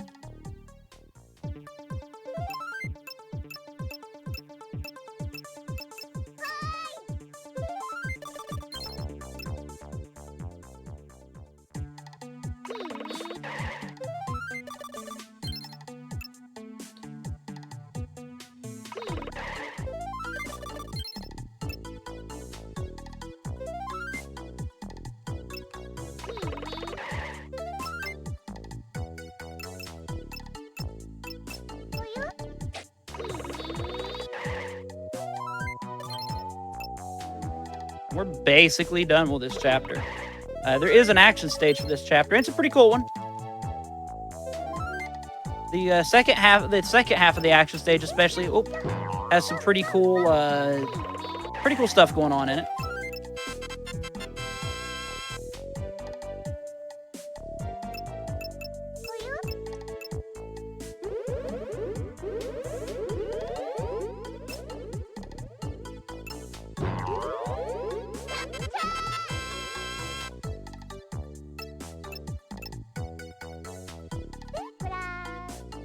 All right.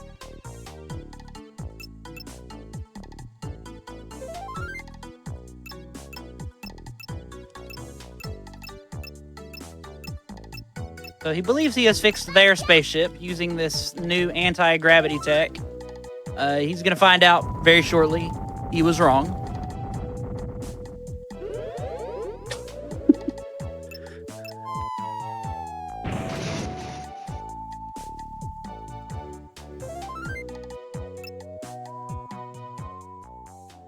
Well, we tried.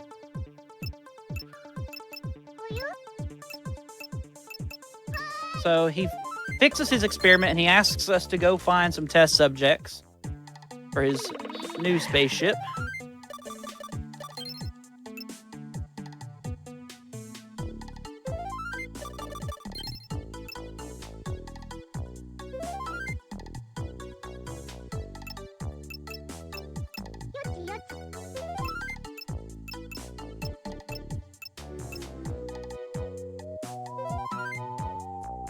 And then we're going to action stage 6. And that's that chapter. Oops. There we go. So this action stage is pretty cool. There's definitely some tech.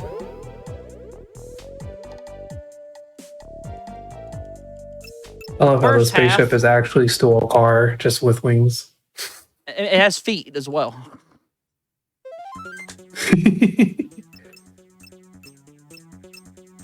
So the first half go of on. this, Sorry. we just have to collect 10 poops. And there's some pretty cool tech you can do to get them a lot faster. The first one thing we can do is that, which allows us to skip having to watch those things move. Now, we are going to have to watch one of them move in a second, so you'll get to see kind of what we're skipping by me doing that. The intended way is to like let them slowly get over to the other side and then hit them.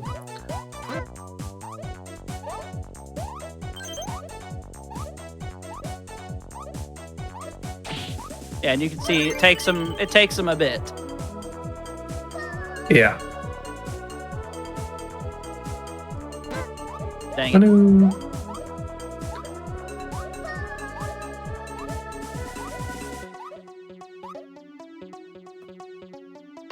No!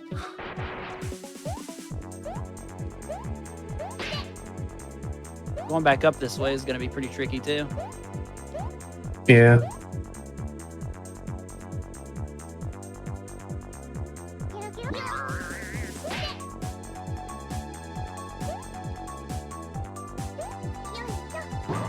Almost up It's all right that it's okay that I missed. I need to go this way anyhow. This area over here is just safe. Yeah, that's just one of the harder ones to get. By like a long shot.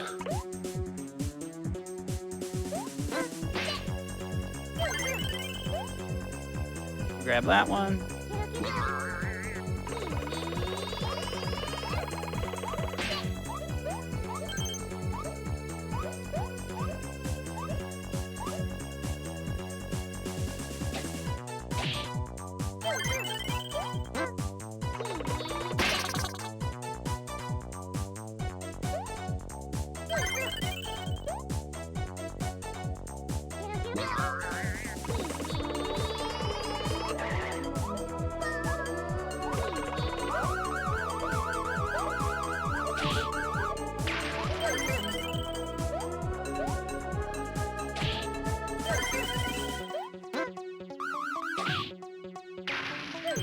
There we are. And then the second half of this one, we got to collect a bunch of daikons. We do get to see the hanging move that we learned. And I think the only place it's ever seen, if memory serves. Yeah. Actually, I think you're right. It's all right. We'll catch the next cycle.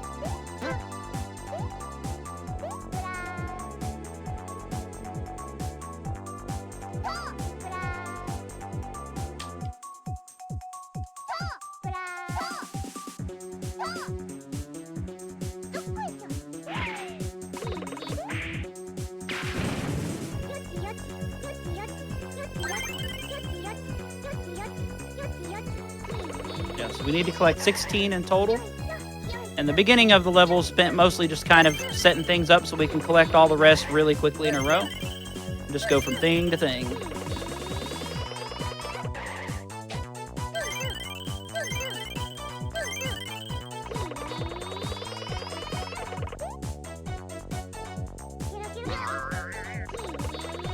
They did a really good job with making this map, I feel like, because you have to use so many of your moves in one small area just to collect everything.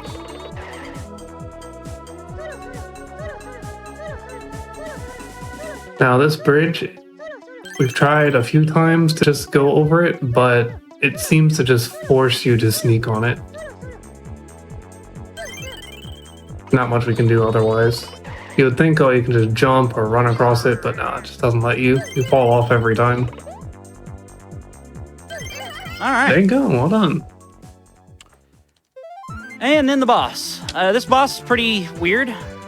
You learn a move here that is only used here, called the Unsha cannon. Basically, you just fire a huge laser out of nothing.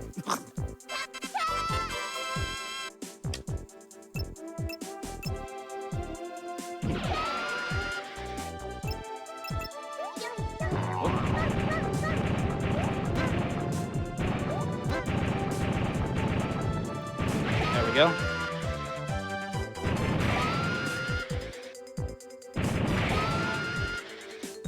Yeah, and that was all set up to try and get this boss to stay in place to get hit by the cannon repeatedly. Well done. Yep. Yeah, that worked really well. Yeah, I basically just sort of manipulated the boss back and forth a little bit so that it gets kind of stuck trying to decide if it wants to go left or if it wants to go right. And if you pull it off correctly, you can just spam the move and win the fight extremely quickly. And now we are on the final chapter. We're drawing near the end. This chapter is extremely straightforward. Well, sort of. There's definitely some weird stuff in it. It took a while to make it straightforward, I guess, is probably yeah. Let's put it that way. Yeah. There's a lot going on in this chapter, but for the speedrun, it's pretty straightforward.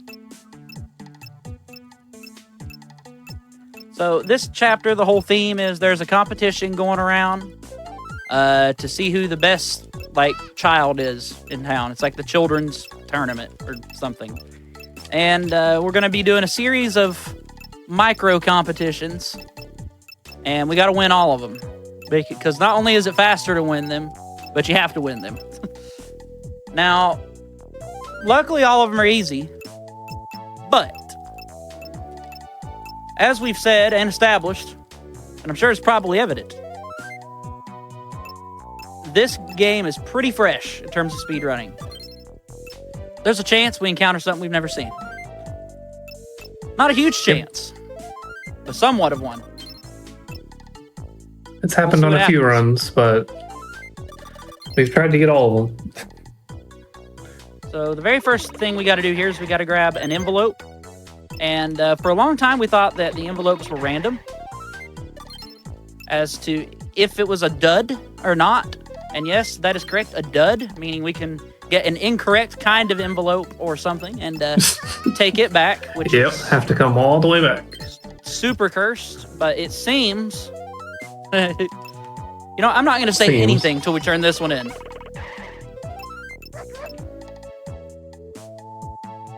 Alright. Okay, nice. Yeah, we're good. Seems that envelope is always actually a question. That one in particular, for some reason. All the others are kind of random, except for that one. So now, as a completely random task, we have to go on a scavenger hunt. He's going to ask us to find something. A phone book. And there's a bunch of different objects that can be asked for. A bunch. But we got asked for a phone book in this run, which is, frankly, not the best. But it's pretty far away.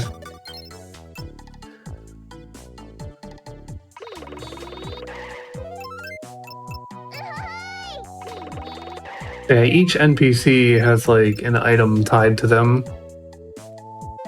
And if you were like paying attention to the story throughout your casual play, you would kind of have a decent guess about which one for which person.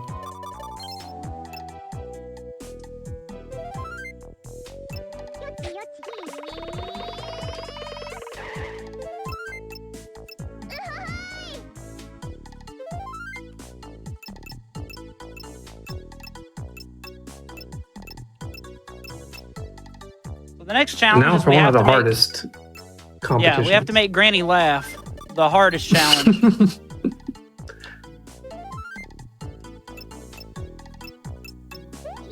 And we win. Super difficult. Single ground Do pound. something dumb. He thinks it's funny. And for the next challenge, we have to find a specific treasure and bring it back. And there's treasure scattered everywhere, and like most of them are fake. Maybe even all of them other than this one, unclear. Either way, this one's really close, so we're grabbing this one.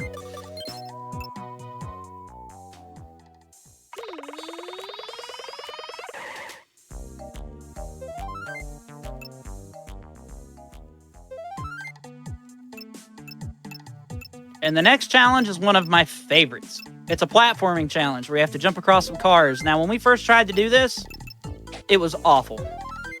Yeah, and I do mean awful. The cars are at a very weird angle. Trying to find so many ways to make it consistent. Just, and it's hard to see because like the camera is like a little bit off screen too for some of these cars. But it turns out that there's some really cool sauce. You can long jump once, long jump twice, flick down, press interact, and you win.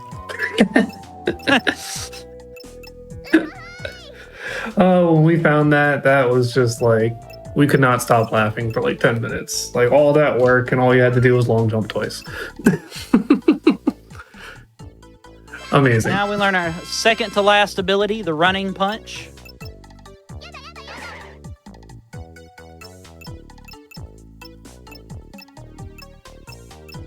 And then we get to do something I alluded to way earlier. We get to do the turtle pushing minigame again. Interestingly, there's literally no difference here. The text isn't different for the context at all. It's just the same minigame, repeated again, with literally no difference whatsoever.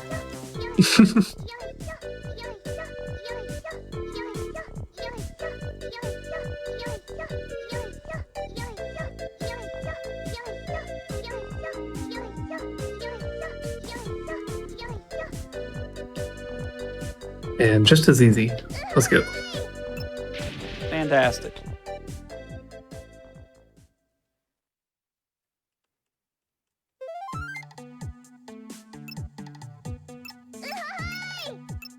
All right.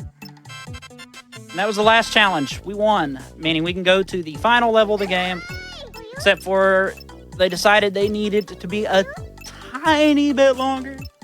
And we have to go find a fairy tale book to use on the fairy tale machine that the professor just built, so we can go visit the world within the picture book.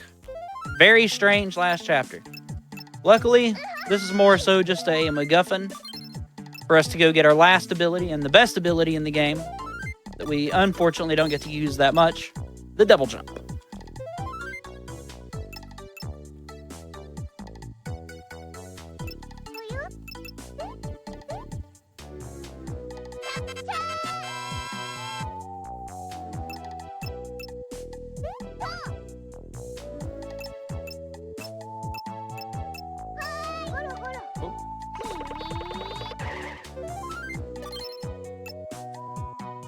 And then we finally get to go to the final level in the game, Action Stage 7. Now, Action Stage 7 is definitely the hardest action stage in terms of just as a whole. But it's not the most unforgiving, weirdly.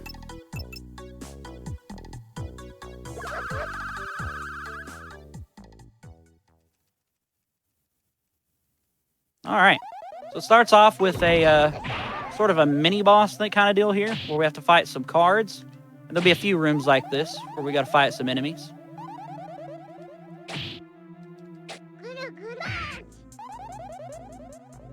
And you'll notice I'm trying to knock them over, and then do that punch, because we can kill them in 2 hits instead of 3.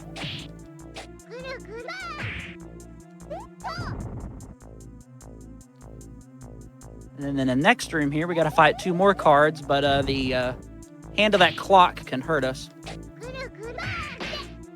It's okay if it does. Yeah, plenty of HP. No worries. We have so much HP, in fact. We're going to take intentional damage there, so we can just run on through. We'll grab that, though, just in case. Then we have our last maze of the game.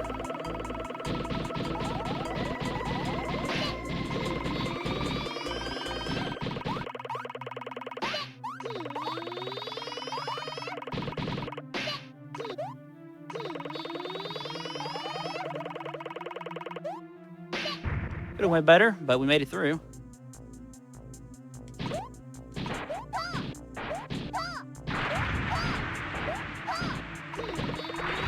Most excellent.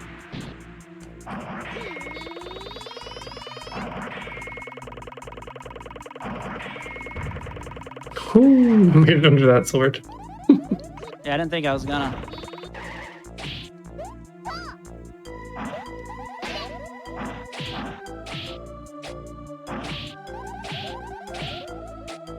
Ooh, nice cycling. Ooh. Oh, where'd he go? Oh, there he is.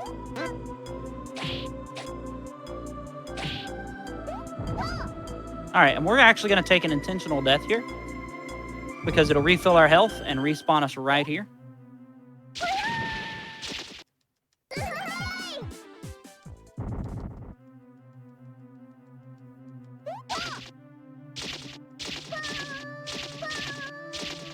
And here we are at the final boss.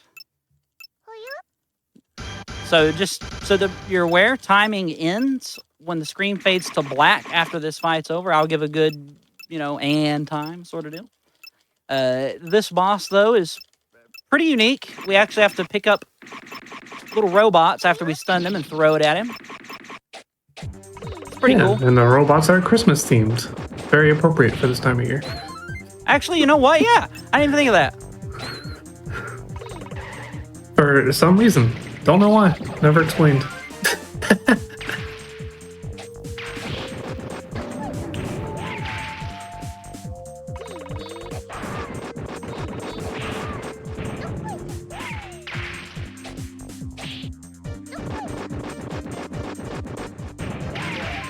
All right. And after the halfway point, the boss will start doing this, giant laser attack that does a ton of damage.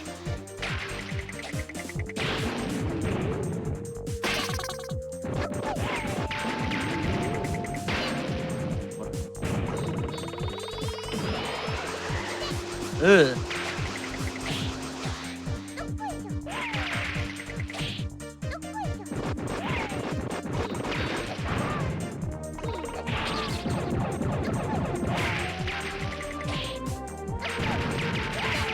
Oh, Oh no! That's interesting. I blew myself up. I didn't even know you could do that. Yeah. Same.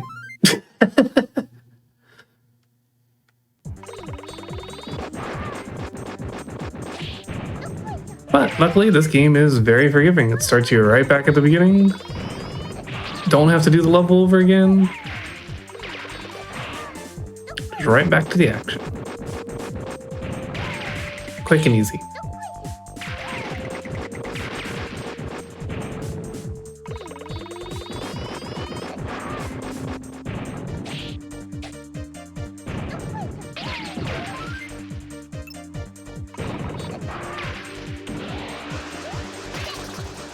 What? Oh, that hit was a scam.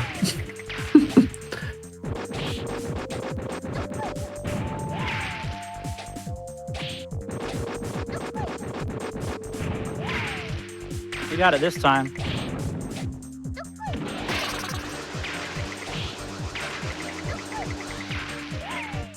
Oh, really?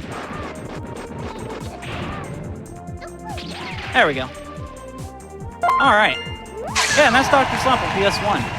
Very chill game, honestly. Very just like story sections are long. So if you're looking for a game that's like pretty chill, but has bursts of action, it's definitely a good one. It's pretty fresh too, so ripe for potential in terms of skips, ideas, etc. But here we go, and if you're only interested in time. GG. GG. And if you're only interested in the action, there is a category for the action stages, because there's a little mechanic in the game that just lets you play all of them after you've casually beaten the game. Yes. But yeah. Thanks again for having me. This has been a lot of fun. Definitely a weirder game than I've done. I was saying earlier, out of all the things I've ran for Hotfix and GDQ in general over the years, this is definitely the most obscure by a major margin. Love obscure, weird games over here. So give me all the obscure, weird games. I'll take them all.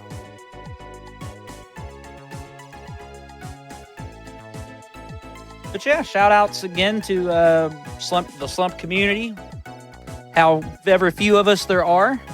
And again, just thanks for having me. This has been a good time, as always. Yeah, thank you for joining on. I appreciate it. If people wanted to find you, where could they do that? They could find me over at my Twitch, which is just Kefka14. I stream there pretty regularly. I'm also streaming pretty regularly on 7th Armstrong's channel. We do a lot of co-op runs together. Yeah. Awesome. Well, thank you again so much, both of you, for coming on. That was a lot of fun.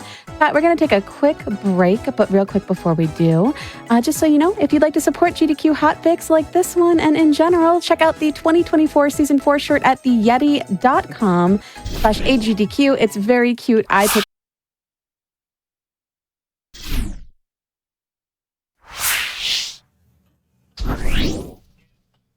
Welcome back to As Seen on TV. I'm Nichole Goodnight. Thank you again for that last run. It was a lot of fun. I was having a really good time learning about the game in general before the run started and kind of like the history behind the show, which was really neat too. As a reminder, you can join the official GDQ Discord and add the Hotfix role, where you can keep tabs on upcoming events, talk with staff, and more. If you use !Discord in Twitch chat, you can get more information. And also, your subs, Prime Gaming subs, gift subs, and bits cheered on the GDQ Twitch channel help support Games Done Quick Hotfix, like this one and the others. If you enjoy watching speedruns, consider subscribing to the channel to get access to our emotes and chat with other subscribers during our replays. And with all of that being said, all of the fun Hotfix news, we are about to dive into yet another amazing Hotfix run. We're going to be watching Rugrats Adventure in Gameland with Steve. Steve, take it away. Hello, everyone. My name is Steve TV Online, and I'm going to be running a Rugrats Adventures in Gameland. Sorry about my voice. I'm a little bit sick right now, but I should be able to. It's only like a Estimate of 25 minutes, so I should be fine. So I'm going to be playing on newborn, and that's the easiest category for it. It has unlimited respawns for it, compared to the other categories where if you lose all of your baby bottle, then you lose that baby for that round. But anyway, I'm going to delete the first save file here, which is hello. And I'm going to go and I'm going to put in hotfix here. These do not matter whatsoever. Hotfix. And the timing will begin the second that I choose newborn here. So if they're ready with time, I'm going to start. This is almost like a glitchless run. There are going to be some tricks. But without further ado, the timing will begin in 3, 2, 1, go. I'm going to mash here, and then we're going to start on Babies in Gameland. And this is just basically kind of like the tutorial. You get all the coins super easy here. We are going to be playing on HD. I'm playing on the Xbox Series X. There actually is an 8-bit version, and they actually released a NES version of this game as well. I can show off the 8-bit afterwards.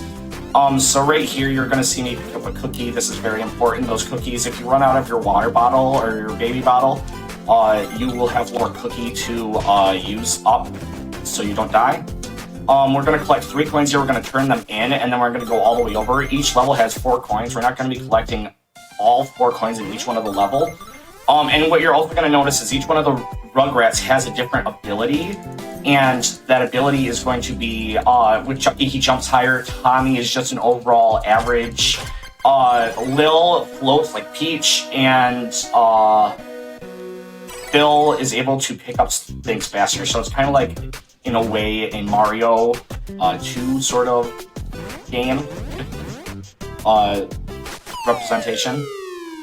We're going to be using Chucky quite a bit. We're going to be using the ground pound. I'm stuck here. Oops, I'm going to get hit here, that's fine.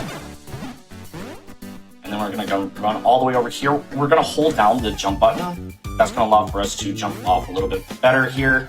Then we're going to not climb up that vine, and once again, not climb up that vine. Good. Then this time we are going to climb up the vine. Most of the time, except for like very short vines, we're actually going to be jumping up the vines. So these are actually flowers inside of here. So as you saw there, we're going to grab the vine, go up here. I do this a little bit differently just for safety purposes. And I'm going to ground pound again. And now we're going to get into the hoses. These are really fun, especially coming up right here. If I can get this correctly, this trick. Wait, now jump. Oh, I missed it, that's fine. You can just get it back up here and just do this. This is what you're supposed to do, but you can actually jump off of their head and get up here a little bit faster. And now we're just going to jump up here, get up here. And then we're going to jump up here, grab this, drop it down, and jump down again. Go all the way over. So there's actually, in each one of these areas, there is a boss in each one of these areas. Oh, that was actually really good. In this one, we're collecting 3 coins, and then we're going to get the boss to get the 4th coin here, Reptar coin. Now we're going to go over here. We're going to wait and see if I can get this. No, I'm not even going to risk it. It was too far over. All right, perfect. So now we're going into our first boss here, which is the gorilla. We're going to be using Chucky again, but if we stand in the same spot every time, it's going to go the same exact way. Land down, go up to the next vine here. Stand right here, wait, and then go over here. Grab that. Then we're going to switch over to Phil, because Phil actually is able to pick up items a lot faster, like I said earlier on. So we're going to slam down and throw it up at the gorilla. We're going to do that 2 more times. Cool. 1 more. Perfect. Now we're going to switch back over to Chucky, because we're going to need him for the next area. That was really good. And now we're just going to be mashing the button to go into the next area, which is, I believe, is Sand in My Diaper. Yep, Sand in My Diaper. So This used to be my least favorite level because of a certain trick, but I hopefully have been practicing it enough that it should work. But we're also going to be switching over to Phil one more time because he's actually able to slam through all of the sand that's right here faster than any of the other babies. Otherwise, they would just go off the first level and then not do anything. Why am I going to switch? So now we're going to go all the way over here, and once again, we're just going to be... Oops. Well, that was strange. Whatever.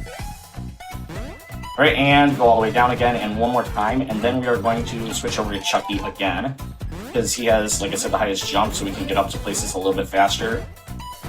We're not going to be using Phil or Tommy or Lil that much in this run. I only use them for safety later on. I use Tommy for damage, take damage for everything. You can get through this area a little bit faster, but I'm just taking it for safety for showing off the run here. Here's a trick coming up. Got it? So what you do is you hold down to go through. Well, actually, I'm going to try and focus on this next trick. This is the hardest trick in the game. I'll kind of try and explain it when I do it. No, okay. Well, I messed up already. Let's try this again. Like I said, this is the hardest trick in the game.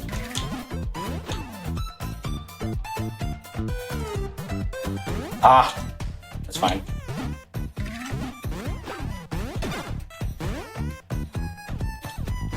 Oh my gosh. Get out of my way.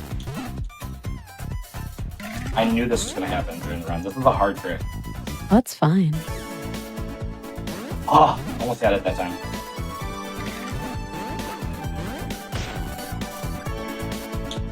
There we go. Got it. Yeah. So, what's happening there is we're jumping off of that bee bug at a specific time in the air, bouncing off of their head and grabbing onto the vine at the very edge, allowing for us to go through that section there. Okay, so going down with Bill here, we're going to hit the jump button at the last second there. That way we don't go all the way through and down to the bottom again. And now we're going to use Phil to actually do the next boss, which is my least favorite boss in the entire game. For some reason, Big Baby, if everybody remembers from the Rugrats, if you watched it when you were younger, Big Baby was from, I believe, the Rugrats movie, where Tommy had a fear that this would be his brother. So now we are going to be throwing the bugs into the baby's mouth 3 times. Okay, that was good. It's the third one that I miss every single time, so let's see if we hit it. Okay, we're going to just drop that one. It's always going to be in the same position every single time. So this is the one that I always miss, so let's see if I get it this time. Oh, I got it. Let's go. Oh, yeah. Alright, now we're going to switch over to Chucky, because we're going to be using Chucky a lot in this next level, which is the fridge, or the kitchen, as I aptly named it, because that's what it's called. But living in the fridge is the name of the level, and we are going to be using Chucky quite a bit here, because in this level, everybody else does a certain area in here a little bit differently. I kind of do this level a little bit different than what I've seen other people do, and I will point that out when I get there. For one, I just don't risk it there to get hit. Then we're going to jump on this teddy bear. Then we're going to go here. We're going to wait a second. That teddy bear, there's no way to jump on it. And right here, I just wait for the gingerbread man to go. And now we're just going to run and sprint. That's good. Then we're going to jump up here. So this is the first area that I kind of do a little bit different than everybody else. I don't like to take all the damage that everybody else does, so I just grab both of these. Grab this. Oh, that worked too. I still took the damage, but... So we're going to jump off of the vine as we're going down it. It makes us go faster. Now we're going to go over here. And we're going to go into the next area. We're going to fall down here just so we can jump over to here a little bit faster. We don't have to... Well, we're not supposed to do that, but whatever.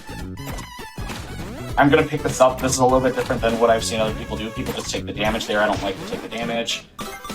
And then we're going to jump. And then this is where we're going to use Tommy for the first time to take damage to go through this section. Cool. Now we're going to be picking up Chucky, and this is where I do something completely different than all the other runners. Okay, that's fine.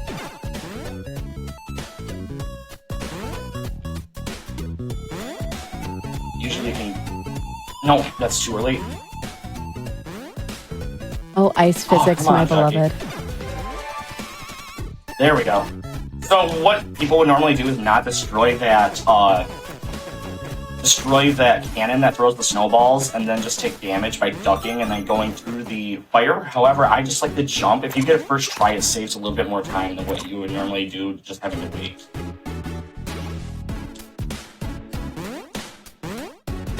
Because then you're taking more damage and risking having to go there. And now we're grabbing the screwdriver one last time here, and then we're going to head into the next boss, which I just practiced, so I'm hoping that I do this pretty good here. So this is it's always going to be in the same order. There's going to be a red that comes up, down from there. Then we're going to jump on here. We're going to pick this up. We're going to jump over here, jump onto that head. Then we're going to go here. We're going to wait for the blue, hit the blue, pick this up. We're going to jump onto yellow's head again. Then we're going to go back up here, hit red. Yellow is going to fall again, I believe. Yep. And blue. That's fine. Then blue is going to come again. And blue is going to come one more time. There we go. That was a really good fight. I'm glad I practiced that. That was really, really good. Very nice. So we're on to the second to last level, which is going to be the bedroom. This is a very fun level if you do it correctly. It's like super simple level. I don't condone doing this, but we're gonna jump on Spike's head. Please do not hurt animals. But Spike is going to lift us up into the air to go into the crib. Then we're gonna go right here, and these guys like to explode on us, so we're gonna try not get hit. We're going to bounce on the bottles, and you've basically seen what we're gonna be doing for most of this. Let's see here. Oh, I got it. Nice. Okay, perfect. That jump is really tricky to do. So, like I said, this is kind of like Mario. These are our thwomps. We're just going to stand underneath them. I like to take it a little bit safer here every time. And then we're going to go up here. Fall down. Then we're going to duck under all these lids here. Then we're going to... So right here, I've never been able to get the trick, but there's an area in this next one right here. If you jump off of that correctly, you're able to just go on top of that enemy right there. I've never been able to do it, so I just don't even try and do it, because I can't. Alright, so now... this is one of the levels that we are not going to be collecting. Well, actually, we are going to be collecting points now that I think about it. So we're going to go into here. I like to make this a little bit more simple. You can go around it without throwing it. No, we aren't going to be collecting other coins. Well, I just play the game. I don't pay attention that much. Alright, so this is, I can't remember the name of this cup. But it's a big thing inside of... It's just the cup that they drink out of in Rugrats. But this time it likes to attack us. So we're going to go down here, we're going to slam down, and we're going to do that again until it decides to fall.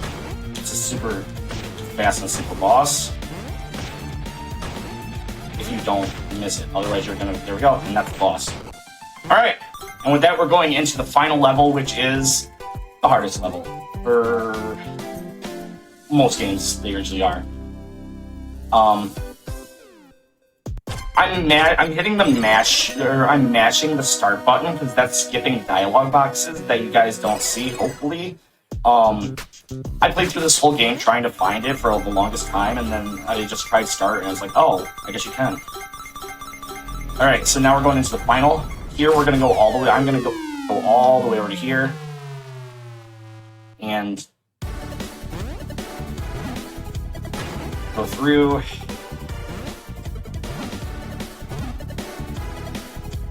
And then these bugs, I'm gonna get hit like I always do, that's fine. Now I practiced this right before the run, and I'll try it one more time, see if I can get it. Oh, I got it, nice. That still saves time with doing that normally. I'm so glad I practiced that right before it here. Oh, I got that too. Nice.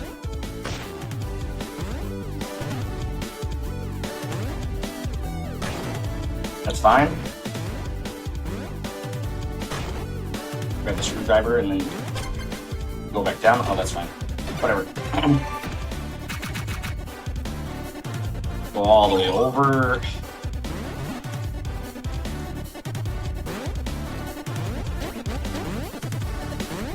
Grab this, go all the way over and throw it and stand back so it doesn't shoot out music notes. Then we're gonna switch back over to Tommy one more time. This is like the last time we're gonna be using Tommy. Then what I like to do here is I like to use Lil because it seems a little bit easier with her on this section. Because she has the floating ability. Then we're gonna go back down here and stay as Lil because she still has the floating ability. For just that section up there, it makes it easier to jump over. So we're gonna fall down here. We're going to grab up this clown. I'm not gonna take the damage. This is another area that I just do a little bit different than everybody else. Here we go. That was actually really good. If I can stay as Lil right here, that's really good.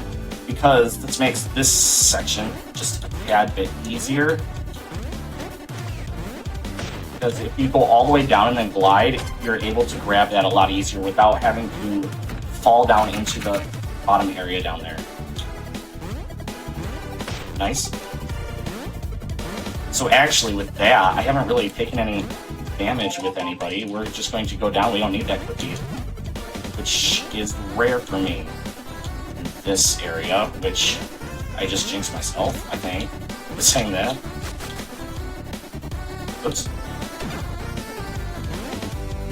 If something bad does happen, we do have a backup that we can pick up over here, but I'm not going to take damage here. I'm just going to do that. And let's go down. We're into the final section here. I'm going to switch over to Chucky. We're good on cookies and our milk. And we're on to the final stretch here. This is, for obvious reasons, the hardest section. If you die, you have to go all the way back to that section, but I'm hoping I won't do that. I do this is another section I do a little bit different than everybody else, just for safety purposes, just so I don't end up dying there. I'm gonna drop that down. That's fine. Alright. Don't troll me here, please. Thank you. Nice. We'll take that.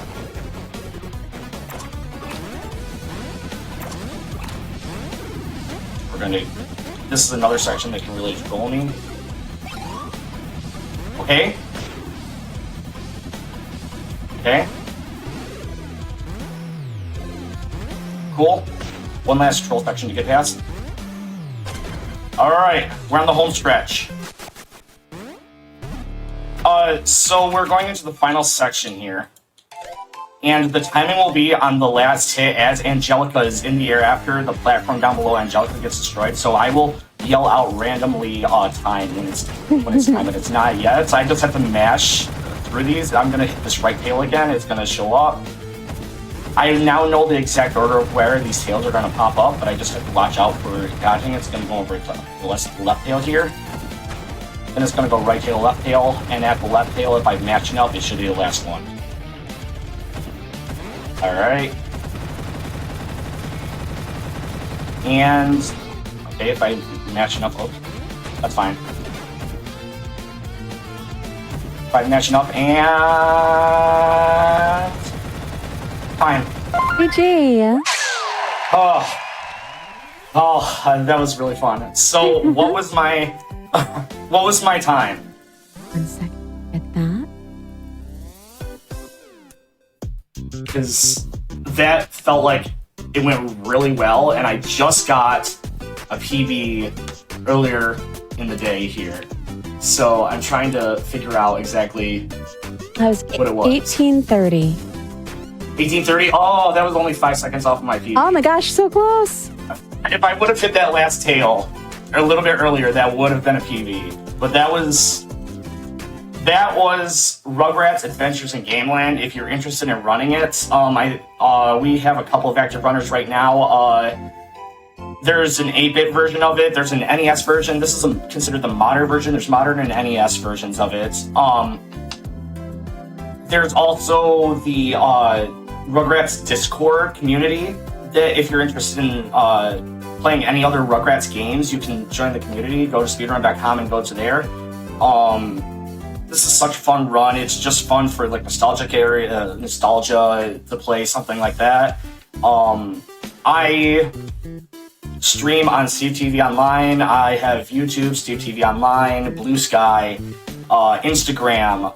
Next year, I'm going to be doing a speedrunning A to Z, learning a new speed run through every letter of the alphabet A to Z. And another thing I'm doing next year is I'm going to be running a game, New Super Lucky's Tale, on at GDQ. So if you're interested in that, it'll be on the 6th. So yeah. I hope you enjoyed watching the game. It was super fun to come back to it and run it for everybody. I'm so excited that you're able to show this off. Now, you said that there was a retro. Yeah. Let me back out here really quick. I can go right back in. It won't take but 2 seconds. I can show you the 8-bit here. So if I go back into the game right here, go to the modern HD, and then we're gonna we can just go back into the game really quick. We'll head into any of the levels.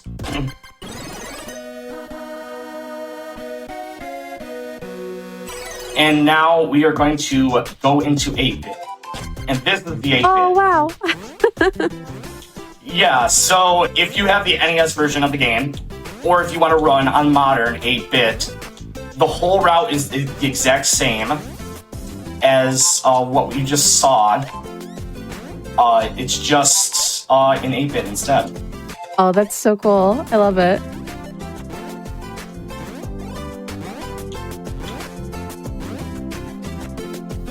Yeah, it's a whole another aspect of the game. Besides that, like you can go in HD. Here you can also make the audio 8-bit. You can bring back the music so it sounds 8-bit audio as well. You can make the 8-bit CRT so it looks like it's actually from a TV from the old age. You can get rid of the border on the outside edge, and yeah, you can just mix it up a little bit if you want to. I love the little details they put in. That's really neat. And another thing I didn't do at the very beginning of the game, I made it widescreen like that because it gives you a little bit more to view, in my opinion. So it just shows more of the game. It's really cool. Thank you for showing that off. I appreciate it. I was really excited to see what the difference was, and it's really cool. I like it a lot. Yeah. All right. Well, thank you again for running the game. I'm really excited that we got this on here. I know when I was younger, I watched Rugrats a lot. So it's really cool to see the game itself run. Chat, though, hang tight. There will be more runs after this one. And also, if you missed out on any of our shows or events, be sure to check out the VODs on youtube.com/gamesdonequick. Now, As Seen on TV is not going to be on in 2 weeks. We will return in 4 weeks on January 16th after GDQ.